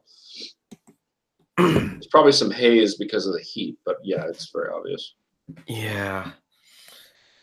Oh man, I really need to find Enki, but I'm just gonna kind of keep my distance but slowly make my way towards Tiamat. Okay. Just like fly up. Yeah. Okay, sure. You can do that. Again, it's really warm here, yeah. So you're flying over this lava, hoping like hell that your powers don't cut out on you. So how close do you want to get to Tiamat? Close enough that I can get a good sense of what's happening. Okay. So Tiamat's standing there, huge 7-headed dragon. It has this sphere of energy right in front of it. It's not touching it. It's just kind of floating there in front of it. And it looks like what's happening is, so Anu is suspended in midair, and all the energy from Anu is flowing into this purple sphere. Right. I only have one of the amulets. And actually, I misspoke slightly. The sphere that I'm talking about is solid. It's not made of energy. It's like a giant, kind of a really polished, like a pearl, but it's huge. I mean, it's as big as a person. Just some kind of rock or whatever, but it's very smooth. Do I still have that? It is purple in color, though. Sorry, go ahead. Okay. Big purple pearl. Okay. Yeah. I still have that faint sense of Enki around. Yeah. Can I try to contact them? Sure. You can. Actually, I'll say you don't need to roll for this. You can just reach out to Enki. So Enki is nearby. What would Enki say in response to a telepathic ping from Latria? Is it just like a, hey, I know they're there now, or does Latria actually say something? It's like a whispered, like, Enki, are you there? Okay, then yeah, Enki would probably say, where are you? My father is in danger. I'm close to where your father is. Mm-hmm. Yeah, I'm very close. We need to get him away from Tiamat, is what Enki would say. Okay. All right. So at this point, Enki's flying back. It's just taking a while. So yeah, like you'd probably see little ripples in the earth of the edge of the caldera or something, but like it's probably yeah. I think there's a way to free him. And she kind of looks at the symbol. And she kind of realizes that she just left Pulverized behind. one thing that you notice, on the. Do you look at the amulet or the symbol on your hand that was burned into your hand? I think the amulet actually. Okay. On the amulet, you notice that there are little like tabs. Like there's one tab sticking out like a little like a semicircular kind of piece of it sticking out of one side, and you notice on the other side there is a slot that it looks like that would fit into. Oh dear, where is Pulverize? Yeah, I think I mentioned like, yeah, I think we have a way to free your dad. We just need Pulverize, and they're kind of stuck at the moment. Kind of trapped under a lot of look, bad things happened. I think they're still alive. All right, so at this point, we'll say because you're high up and you're flying and stuff, Latria, you can see Enki coming. So you see this kind of wave of Earth kind of underneath Enki, and Enki's kind of coming your direction. So you guys will eventually meet up. So I want to switch back to Pulverize real quick. So Pulverize, you were buried in rubble. Latria has abandoned you for the moment. What do you want to do? All right. I think I'll try to kind of like thrash myself free. Sure. I'm not Yeah. And I'm not necessarily doing it the most strategic way yet. I mean, I could very well just make it worse, but right now I'm just trying to like, well, breed strength my way out of this rubble. Sure. About 30 seconds or a minute, you're free. Oh, excellent. Is the genie still around? No, the genie vanished after all that nonsense. Oh, phew. We don't know what happened, but it's gone. All right. Do I remember? Let's see. Can I try to figure out which way Latria headed off? Yeah, you know which Latria went. We'll say that you were still able to kind of see what was going on, even though you were buried in rubble. So yeah, you know what direction Latria went. All right. In that case, I will book it in that direction as quickly as I can. Okay. All right. So you run out this lava tube and you emerge again at the edge of this caldera. Same scene I've described. You will also see that Latria is kind of hovering in the distance, kind of above the lava, but probably, I don't know, 40, 50 feet up, and kind of looking off into the distance at this point. Not towards Tiamat, but kind of away from Tiamat. Oh, okay. Where's Latria? That is Latria. Latria is hovering. Yeah. Well, so I'll run up to Enki. Well, Enki's not there. Oh, I thought you. Okay. Okay. I'm sorry. I thought. Yeah, Enki, metagame wise, Enki's coming back to the volcano, so you can't see Enki from here. Okay. Yeah. I arrived right before that happened. All right. Well, I'm going to run up to Latria and see what she's doing. Okay. So Latria will say that you looking around a little bit and you see that Pulverize has emerged from that tunnel. Yeah, I'm gonna go up to him and like, okay, yeah, if you want to hit me, you can do that later. Nah, my bad. Yeah, it's all, it's fine. I guess I'm not hurt. Right? Okay. I'm fine. If you say so. Do you want to? Do you want to comfort or support Latria? Yeah, is Latria visibly? I know. The character got almost every condition we have in this game. So. Yeah, I'm just. Yeah. Yes, yeah. How's Latria showing all that? She looks. Well, let's see. What was she wearing for that? I don't think she was wearing a dress. I think she was just wearing her school uniform because she was being all chaperone. But or her new costume. Ooh, yeah, she was. Yeah, I think the big thing was the costumes and masks for the masquerader, right? Yeah. Okay, yeah. So she's definitely wearing a costume, but she looks shaken by what she did and then just leaving you. So probably still has bags under her eyes from the sleeplessness. Yeah. Yeah, he would basically try to play it off like it was no big deal. It's like, I mean, that was a smart move. I mean, I handled all those bad guys. Yeah, so if you should have seen it, yeah, seen it. I just asked on that. All right, so let's have you roll your comforter support. Yeah. Pulverize. See how this works. So roll plus your mundane. Oh, okay. Wow. Wow. I assume I made this worse somehow. What happens? Did you fail? Oh, I failed as failingly as you could fail. So you got like a 1. I rolled a 2. So you rolled 2, yeah. Well, we have a -1 mundane, so that is a 1. All right. Oh, right. Way to potential. So that's the good news. All right. So we'll say that Enki shows up. So you guys are actually all together finally. Mm-hmm. As Enki arrives, Tiamat announces something that only Enki understands. But Enki, you can relay this to everybody else if you wish.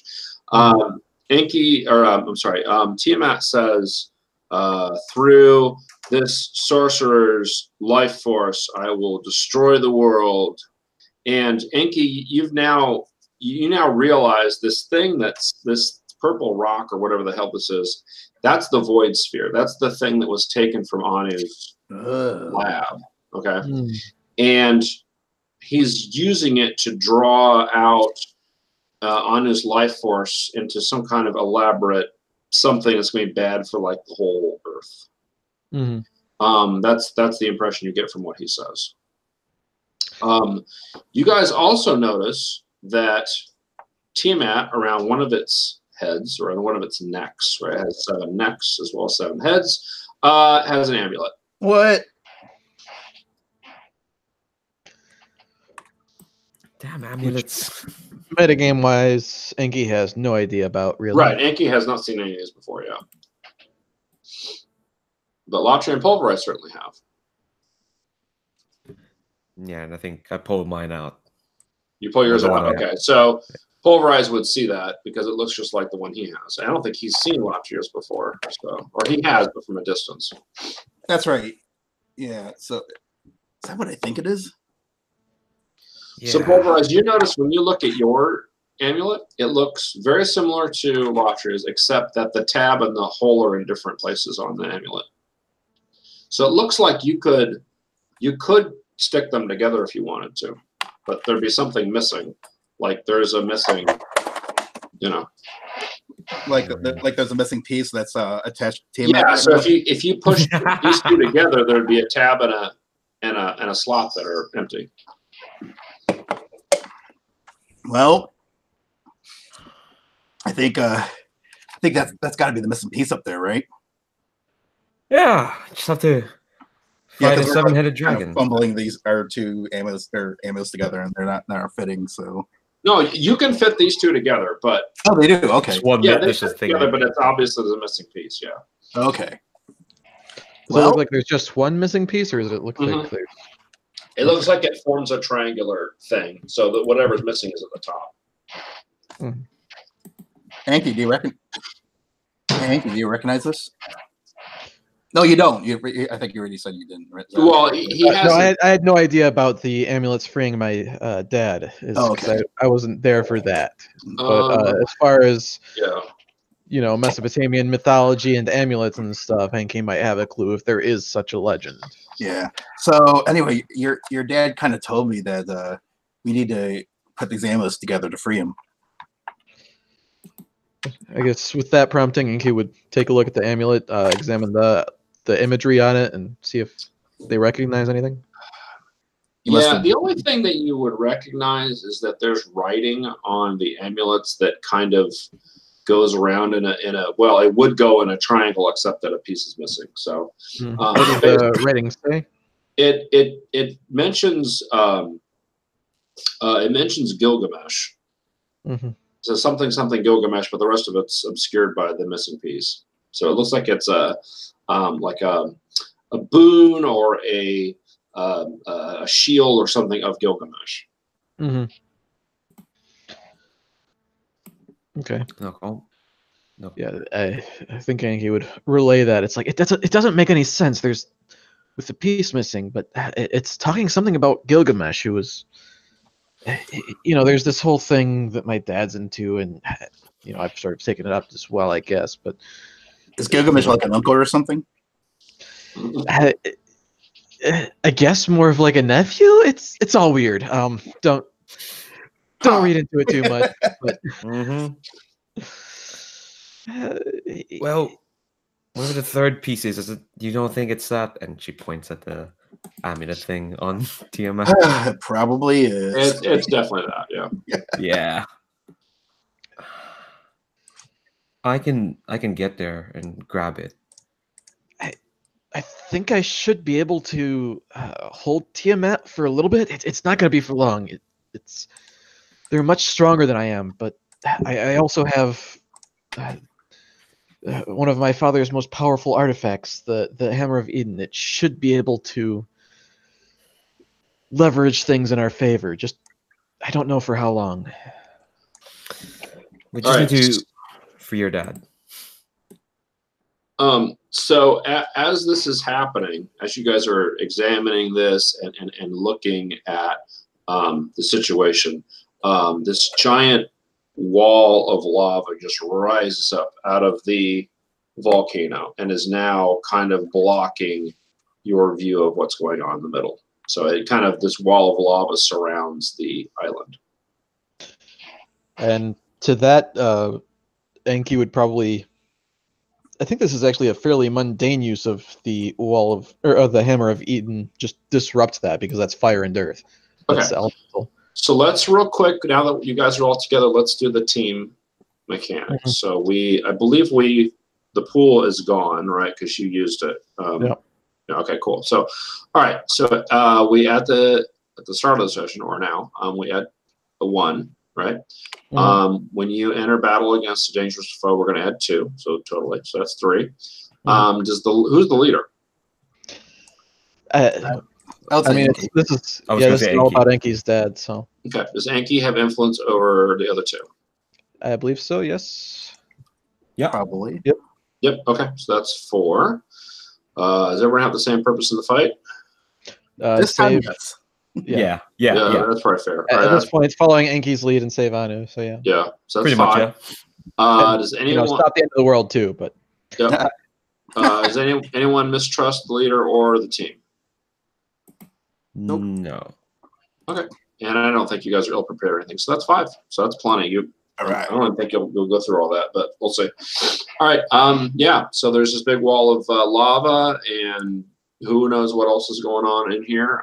So why don't we see what Enki is going to unleash?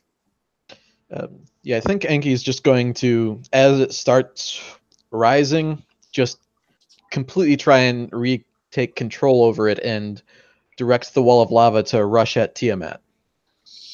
Okay, sure. All right. So why don't we have you unleash, and we'll see how that goes. Is that unleash or is that directly engage? Because this is. Well, so you're trying. Oh, so you're trying to use the lava to attack. Yeah. Tiamat? Okay. Yeah, that'll be directly engaged then. Which you currently have a -2 because you. But I also have a +2 because of my stats. But I rolled a 6, so it's a wash. But you guys have a team. You could use team. Mm-hmm. Yeah, I'll use it. Selfishly, unless somebody. I don't know how any of them could help you. Yeah, this is sort of a power thing. So how does the team work if it's selfish? When you act selfishly, say or actions ignore or insult your teammates. Remove one. All that does is move your labels. Yeah. It just shifts one up and one down, and you choose them. Mm-hmm. So, to be honest, though, I'm not sure that you're really doing it self. I mean, you're not using it to protect yourself. You are kind of using it to help everybody else. So I don't know. Yeah. Well, one of us could just spend it to help. Yeah. Yeah. Why don't we do that? Maybe one of you can encourage Enki, or maybe like Enki's struggling, like trying to make it work, and. Yeah, like you see the wall of lava shuddering as like I'm leveraging this hammer, and there's obviously a force of wills going on here. Yeah, so I think sorry, go on. Oh, I'm just saying, who would encourage Enki in this situation? How about Pulverize, since Dayton all. Sure. Okay, great. Okay. Yeah. So Yeah, as you're struggling to cast a spell to take control of the lava, I think Pulverize will just like stand beside you and kind of like put his hands on your shoulders and say, "All right, you got this, Enki. I know you can do this." And just like go. This might be the closest thing they've. This is probably the closest they've been the whole night because they didn't even get a second dance. Out of Right. Yeah, I think he'll just try to like just be a quiet presence and calmer and hopefully calm them and hopefully they'll be able to pull the spell out this way. All right. So with that gives you a 7. So you get to pick one from the directly engage a threat. You trade blows with T-Mat, and you pick one of the things. Okay. So I think with the fiction of this, like the taking control of the lava is probably more than anything going to be impress, surprise, or frighten the opposition because it's like they thought, this is their domain, they're in control here, and Enki is wresting that away from them. Okay. All right. So, all right. So you're able to kind of push a wall of this lava into kind of the middle of the island, hitting mostly Tiamat. It looks like some of it hits Anu, but it doesn't really do anything. It looks like Anu is kind of protected at the moment or something. Like it's not really doing it. But anyway, so it doesn't really hurt Tiamat per se, but it does, like, she is surprised by this action, by your power, by your ability to do this. And so kind of is taken aback. As you're doing this, you guys will all see this. These very much smaller dragons, kind of, you don't even notice them before, but apparently they were circling really high up in the air. And some of them come down and like attack Enki. So they're about person size. They're not huge, but they're winged and dragon looking.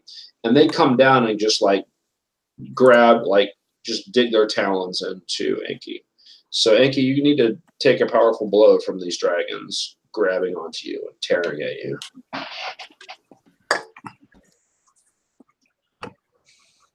All right, so that's going to be rolling +2, and hopefully I roll 1. Yep. Ooh, that is a 11. Oh gosh! All right. Well, that's you pick one from the top list or 2 from the bottom list. There under take a powerful blow. Take a blow, yep. Yeah, every time you guys do that, you get big numbers. Yeah, and every time we don't, we roll low. I know.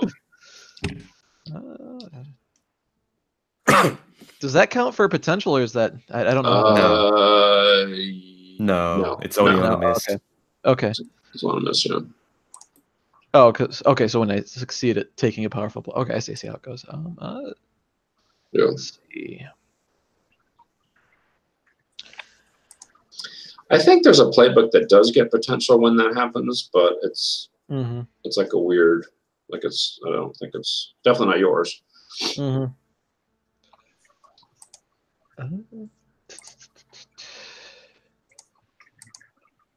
Oh, this is a bad idea, but I'm going for you lose control of yourself or your powers in a terrible way. I think what happens is that as these things are attacking me, I react with what I have in control right now. So there's lava coming towards us, and it's attacking the dragons, but it's also probably endangering the people who are certainly close to me at the moment. That sounds great. So, yeah, so your elemental control just kind of maybe you're swirling around in a circle trying to avoid these creatures, and so this lava just kind of flies everywhere around you.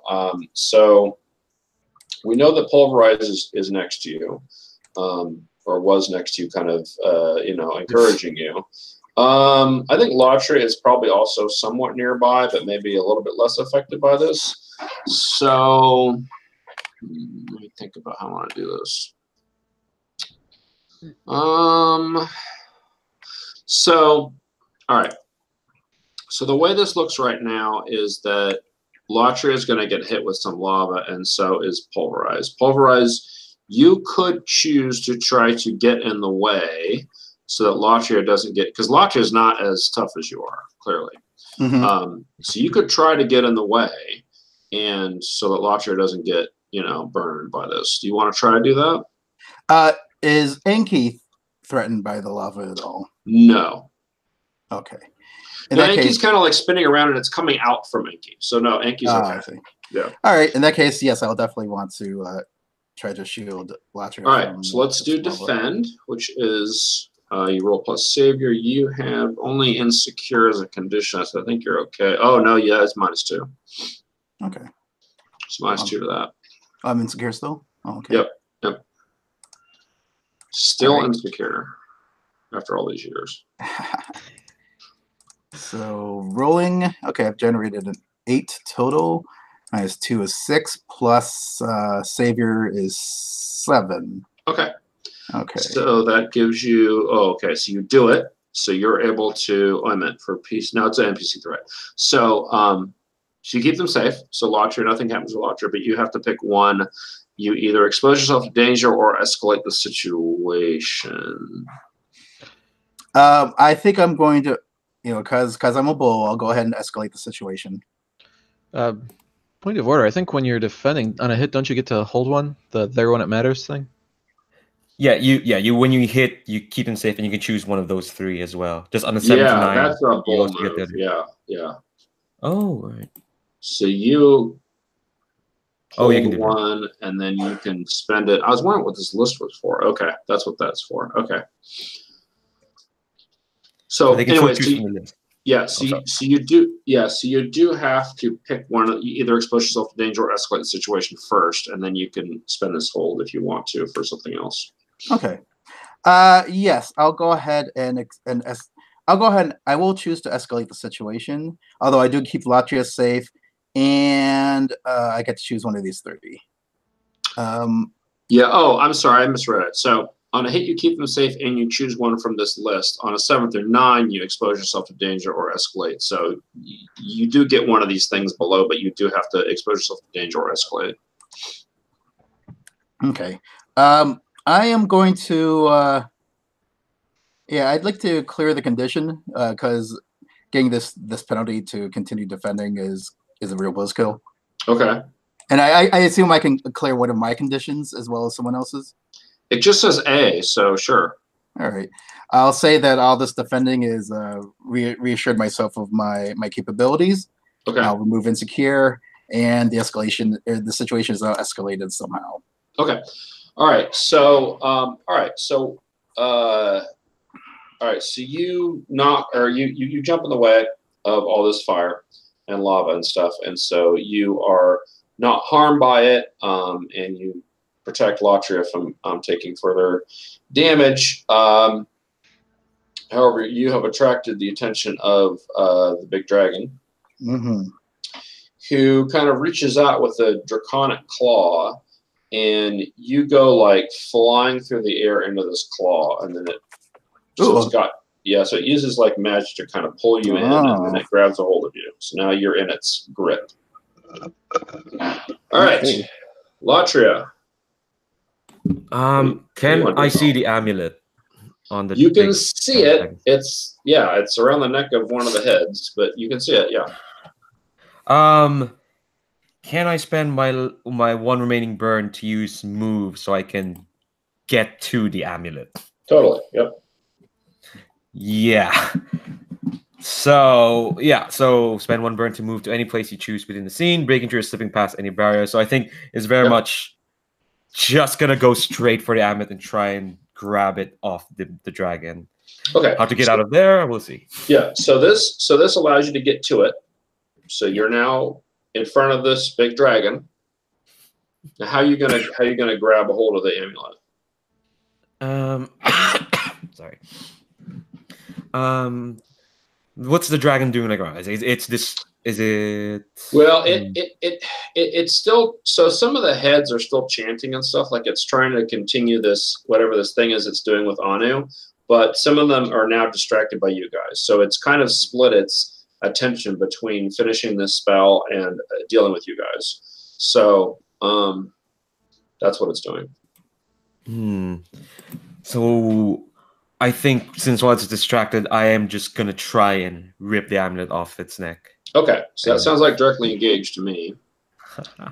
Which Yeah. you don't have. You don't have the condition for that, so I think you're good. Nope, I made sure to clear that one specifically. You guys tend to do that a lot, and that's okay. Yeah. So that's a 12. Oh wow. Okay. Yeah. So I think I'll take the amulet from them. As Okay. before, and I'll resist and avoid their blows. Okay. All right. So that sounds good. So we'll say that you, because you do you trade blows with them, so you're able to do something to Tiamat, knock them back. Yeah, make one of their heads smash against each other. Yeah. So you've got the amulet. So it. Let's see what Tiamat does.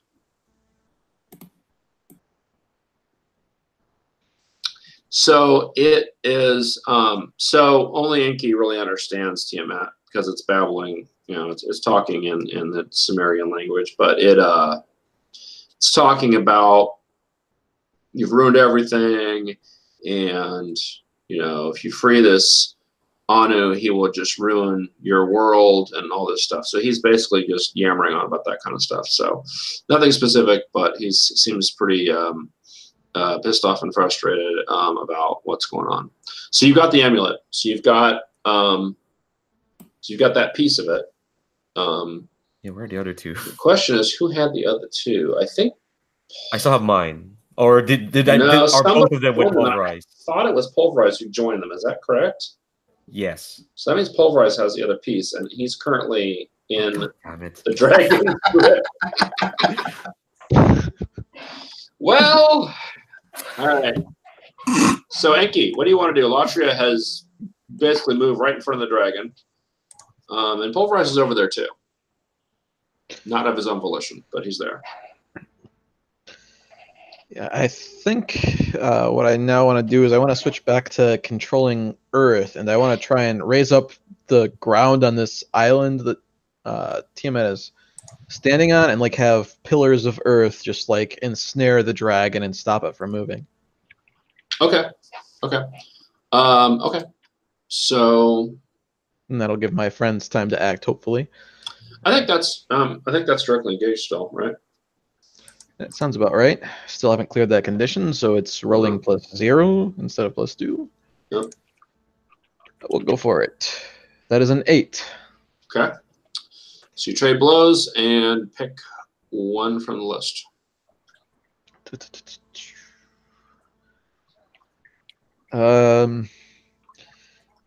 This is either taking their action from them or creating an opportunity for my allies. Either one, really. It's sort of the same thing, really. Well, which one do you want to do? We'll create an opportunity for my allies. Okay. So, all right. So, what do you? So you're raising up these pillars. It's sort of like earthbending in the Last Airbender, where there's just pillars coming up and snaking around it like hands gripping the dragon, and just around each head, around each limb, just holding it in place. It'll break free, obviously, because it's a huge freaking dragon, but it's currently. You're still annoying the hell out of it, though. Oh yeah. So Tiamat will gets all pissed off about this, and basically flings Pulverize into the lava. So it's got Pulverize in his grip. He just tosses him right into the lava. So Pulverize goes into the lava, and then just breathes fire right at Enki. Just big column of fire. So you're going to need to take a powerful blow there. Okay, that is still +2 for that. One of these times I'll roll a low for that. Yep. Not this time, though. Not this time. That is a 9 again. Keep rolling 9 on that. You can add +1 from the team pool if you want to get a 10. Hey, yeah, about that. All right, so choose one from the 7 through 9 list. Let's see.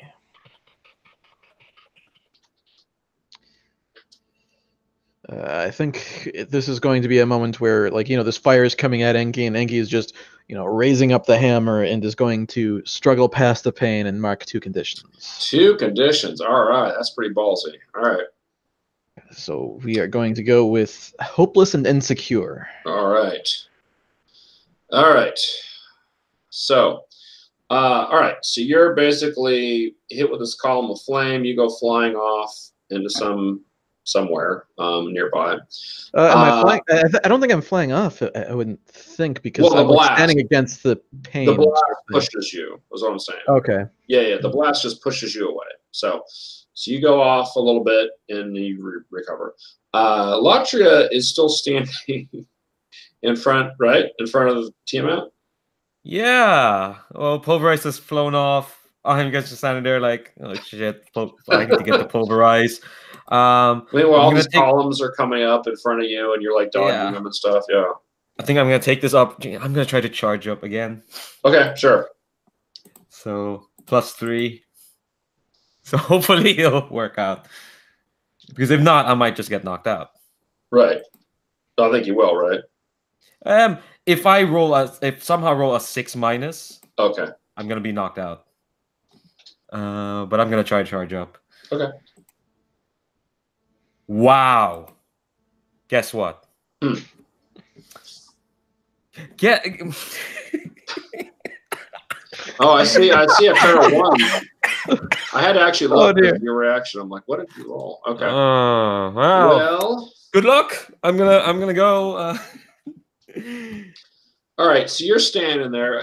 What does it look like? So I think we talked about this before. So you basically like kind of concentrate and you're trying to like draw upon like the psychic energy around you. Is that kind of how this looks? Yeah, it was more like I'm letting go in my mind of like stuff I'm keeping in, like I was trying to keep it contained, but I'm kind of like loosening up my control to let more of this power in. Yeah.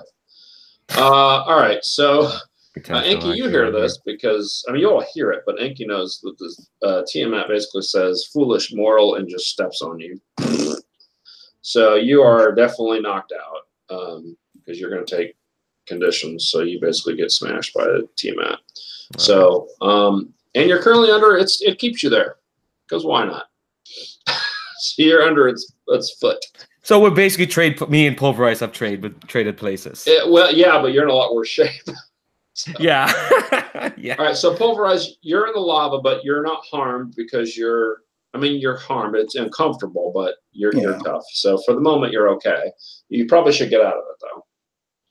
Yep, I'll swim for the ledge, for the edge of the lava pit. Okay, so we'll say you've got time to do that. No problem. So you're out. You see, probably right as you're coming out of the lava and clear your, kind of off your face, you see Lotcher just crushed by Tiamat's foot. Yeah, I will rush towards her, and can I also just slip the amulet over my head just so I don't have to like risk dropping it? Yes, and as you're rushing forward and doing this, you see that Latria was holding the amulet and the arm is out. So actually, you could grab the amulet. It's not under Tiamat's foot. Okay, well that's fortunate. Yeah. So I'll just basically try to be ready to do like a kind of a rolling dodge if I have to get past Tiamat. All right, so this is certainly dangerous. Trying to see. I guess I kind of want to have you directly engaged, but we keep doing that. I'm trying to figure out if there's any other way to.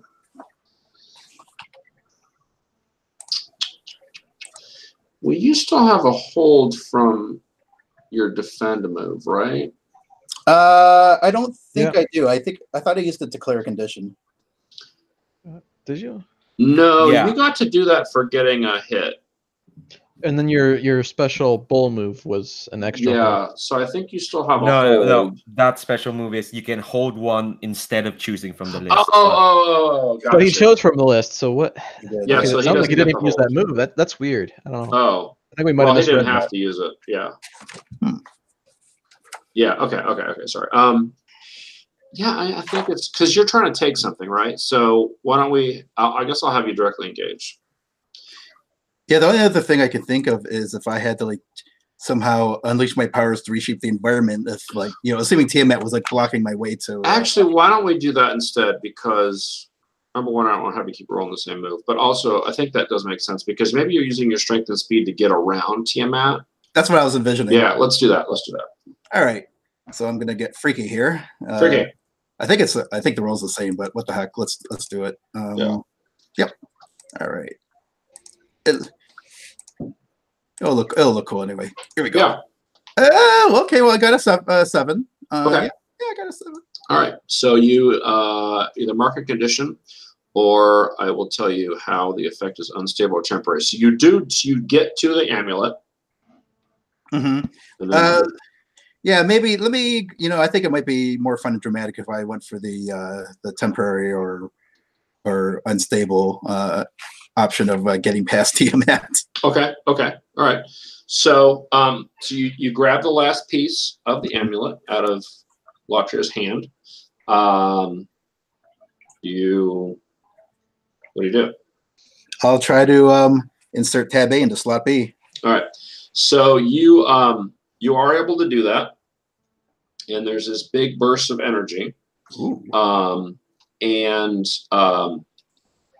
you feel there's like this wave of light comes off of the amulet, and you see this figure appear, this large, as tall as Tiamat, this giant man-shaped thing wearing more of this Sumerian garb, with a big sword appears and says something. Inky, you realize this is Gilgamesh. Woohoo. And he basically looks at Pulverize and is like waiting for Pulverize to do something.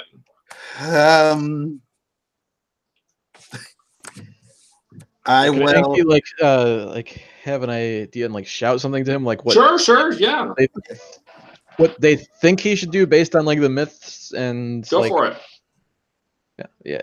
So I guess I'm not too familiar with it. Like, what would Enki think that Gilgamesh is waiting for in this instance, based on the mythology they know, and that this is some sort of shield or something? You think that Gilgamesh is going to offer you either to destroy something or save something. Oh. And you have to pick which one. Ooh, that's a tough choice because that could be interpreted in a lot of ways. Mm-hmm.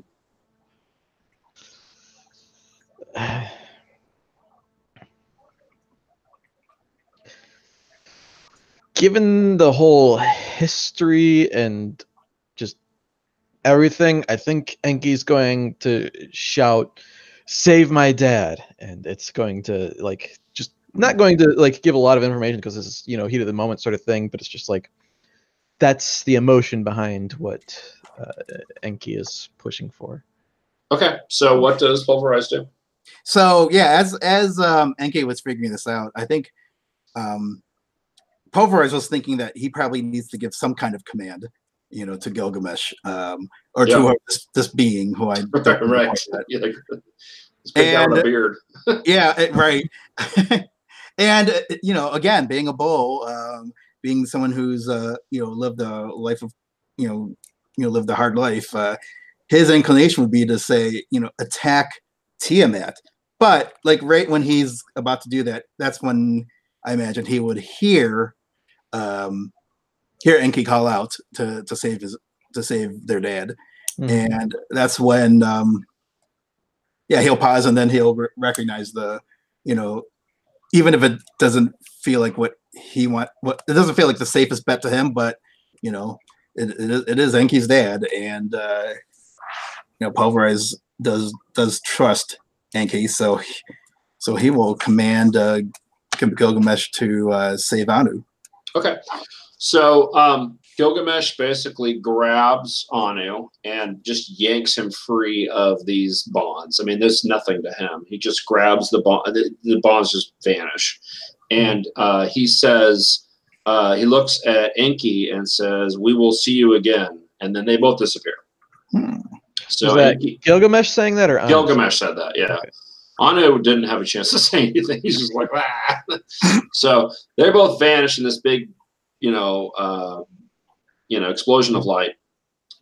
Tiamat looks pretty pissed off and is kind of trying to escape the situation now.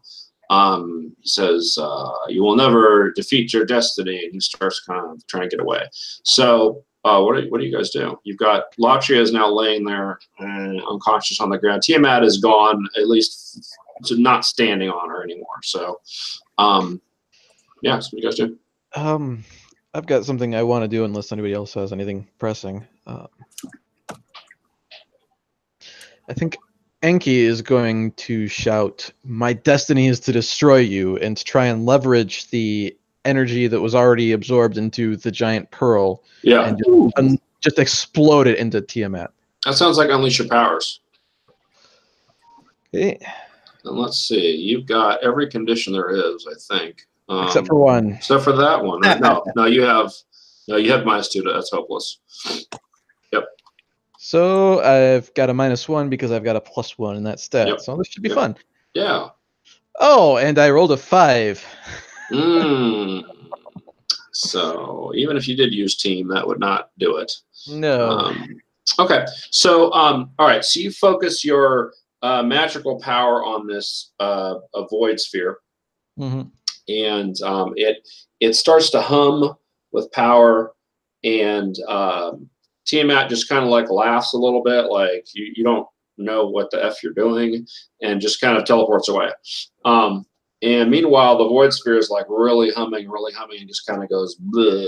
And yeah, so you guys are all kind of enveloped in this purple explosion, and you're back in the Phoenix Academy,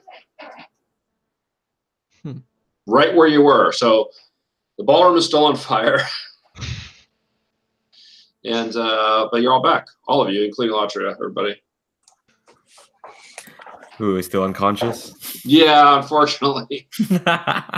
Probably Enki is too at this point, I would guess. Yeah, probably. You would have taken the last. Yeah. So. Yeah, I only had guilty left. So. Yeah. So you feel guilty, and then you fall unconscious. You're like, God, I shouldn't have done that. Well, thankfully, Pulverize has super strength. Yes, Right. That is very good. All right. So okay. So basically, kind of a loose end because you don't know what really happened with Anu, but Anu was rescued. Mm-hmm. The whole world was rescued because you stopped Tiamat from doing whatever Tiamat was going to do. You may have destroyed the void sphere, you're not sure. But it's wherever the hell that volcano was. It doesn't even look like it was on Earth, so you're not sure where the hell that was. And it just lost a lot of energy for sure because I just ruptured the hell out of it. Yeah. So, all right. So I think that's an interesting conclusion to our story for this time. So, one thing I did want to mention real quick is that again, I'm planning on running another set of these in the future. And so, if you or any of the other players who have been involved with this want to return, you can bring your characters back and continue their story right from where we left off. Although it'll be the next year, the next school year, right? So some time will have passed. But you can continue to advance your character story and stuff like that. So I think that will be fun, and you'll be sophomores or whatever, So yeah, so I think that's. I guess we'll do the end of session stuff, right? So let's do. So I ask each player one of these things. Let's start with Enki. Did you grow closer to the team, grow into your own image of yourself, or grow away from the team? I think went close to the team because everybody sort of came together to just save my dad. So that was a big thing for Enki. Okay. So you can either give influence to somebody, like you, or don't worry about conditions, or you can mark potential. Mark potential because everybody already has influence. Right. So that works, and you get another advance. Cool. Latria. I think it's grow closer because everyone kept trying to save me, and it worked well for a while. Yeah, and I think it's definitely pulverized. So you can give influence to a character or mark potential. Oh, mark potential. Okay, cool. Yeah. And finally, pulverize. Yeah, definitely closer. Okay. So same deal. You give influence to somebody, clear a condition or override conditions, or mark potential. Yeah, I'll. I'm going to. I'm going to give. I'll go ahead and give Latria influence. Okay. Because she's earned my respect. All right. Cool. All right. And I'm gonna give everybody one more bonus potential for making it through all of this. Even though Pulverize technically only made it through 2 of them, but that's okay. We'll give it to them anyway. All right. So, yeah. So cool. So, you guys all looks like you all got an advance, which is cool. All right. So, that's the end of this session. I do want to real quick. We can do Roses and Thorns real quick if you want. So whoever wants to do that. I have at least one comment on a specific situation. It's a bit of a thorn. Obviously, I think the session was great overall, but there was that one roll where it was created an opportunity for my allies, and you basically immediately just threw Pulverize into the lava and cut off that avenue for an opportunity for him. That felt a little bit cheap, to be honest. Okay.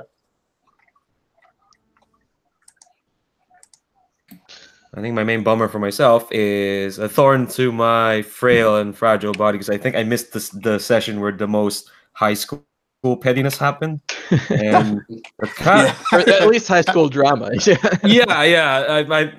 feel I wish I got more of that. I just so happened the one time there was a dance and there's high school stuff happened. I would love to have gotten more of that. I'll look out for future sessions anyway, but okay, it would be nice for that. But okay. Oh well, I can't police my own body. I mean, you can try. Best of luck with that, though. All right, and Michael. I just have general overall stars all around. I thought this was a nice wrap up, and this was a fun session. So I feel like I like the interaction I had with Atria too. I'm glad I got to do that with Leandro since I only got one game session and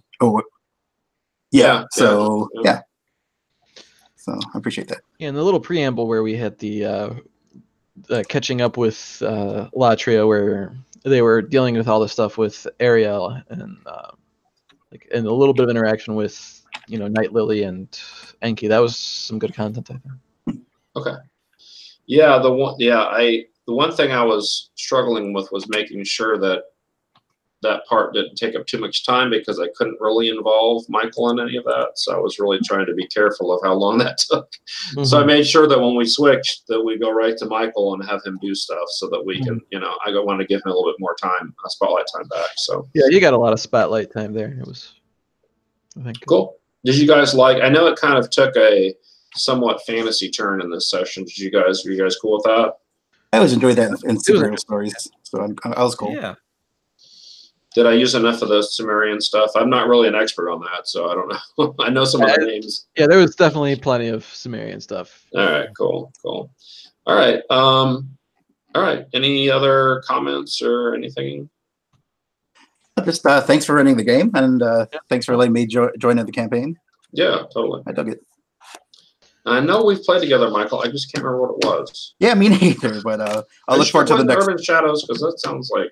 Yeah, I've really never played it. Yeah, I've been wanting to play Urban Shadows, but I really don't think it was that.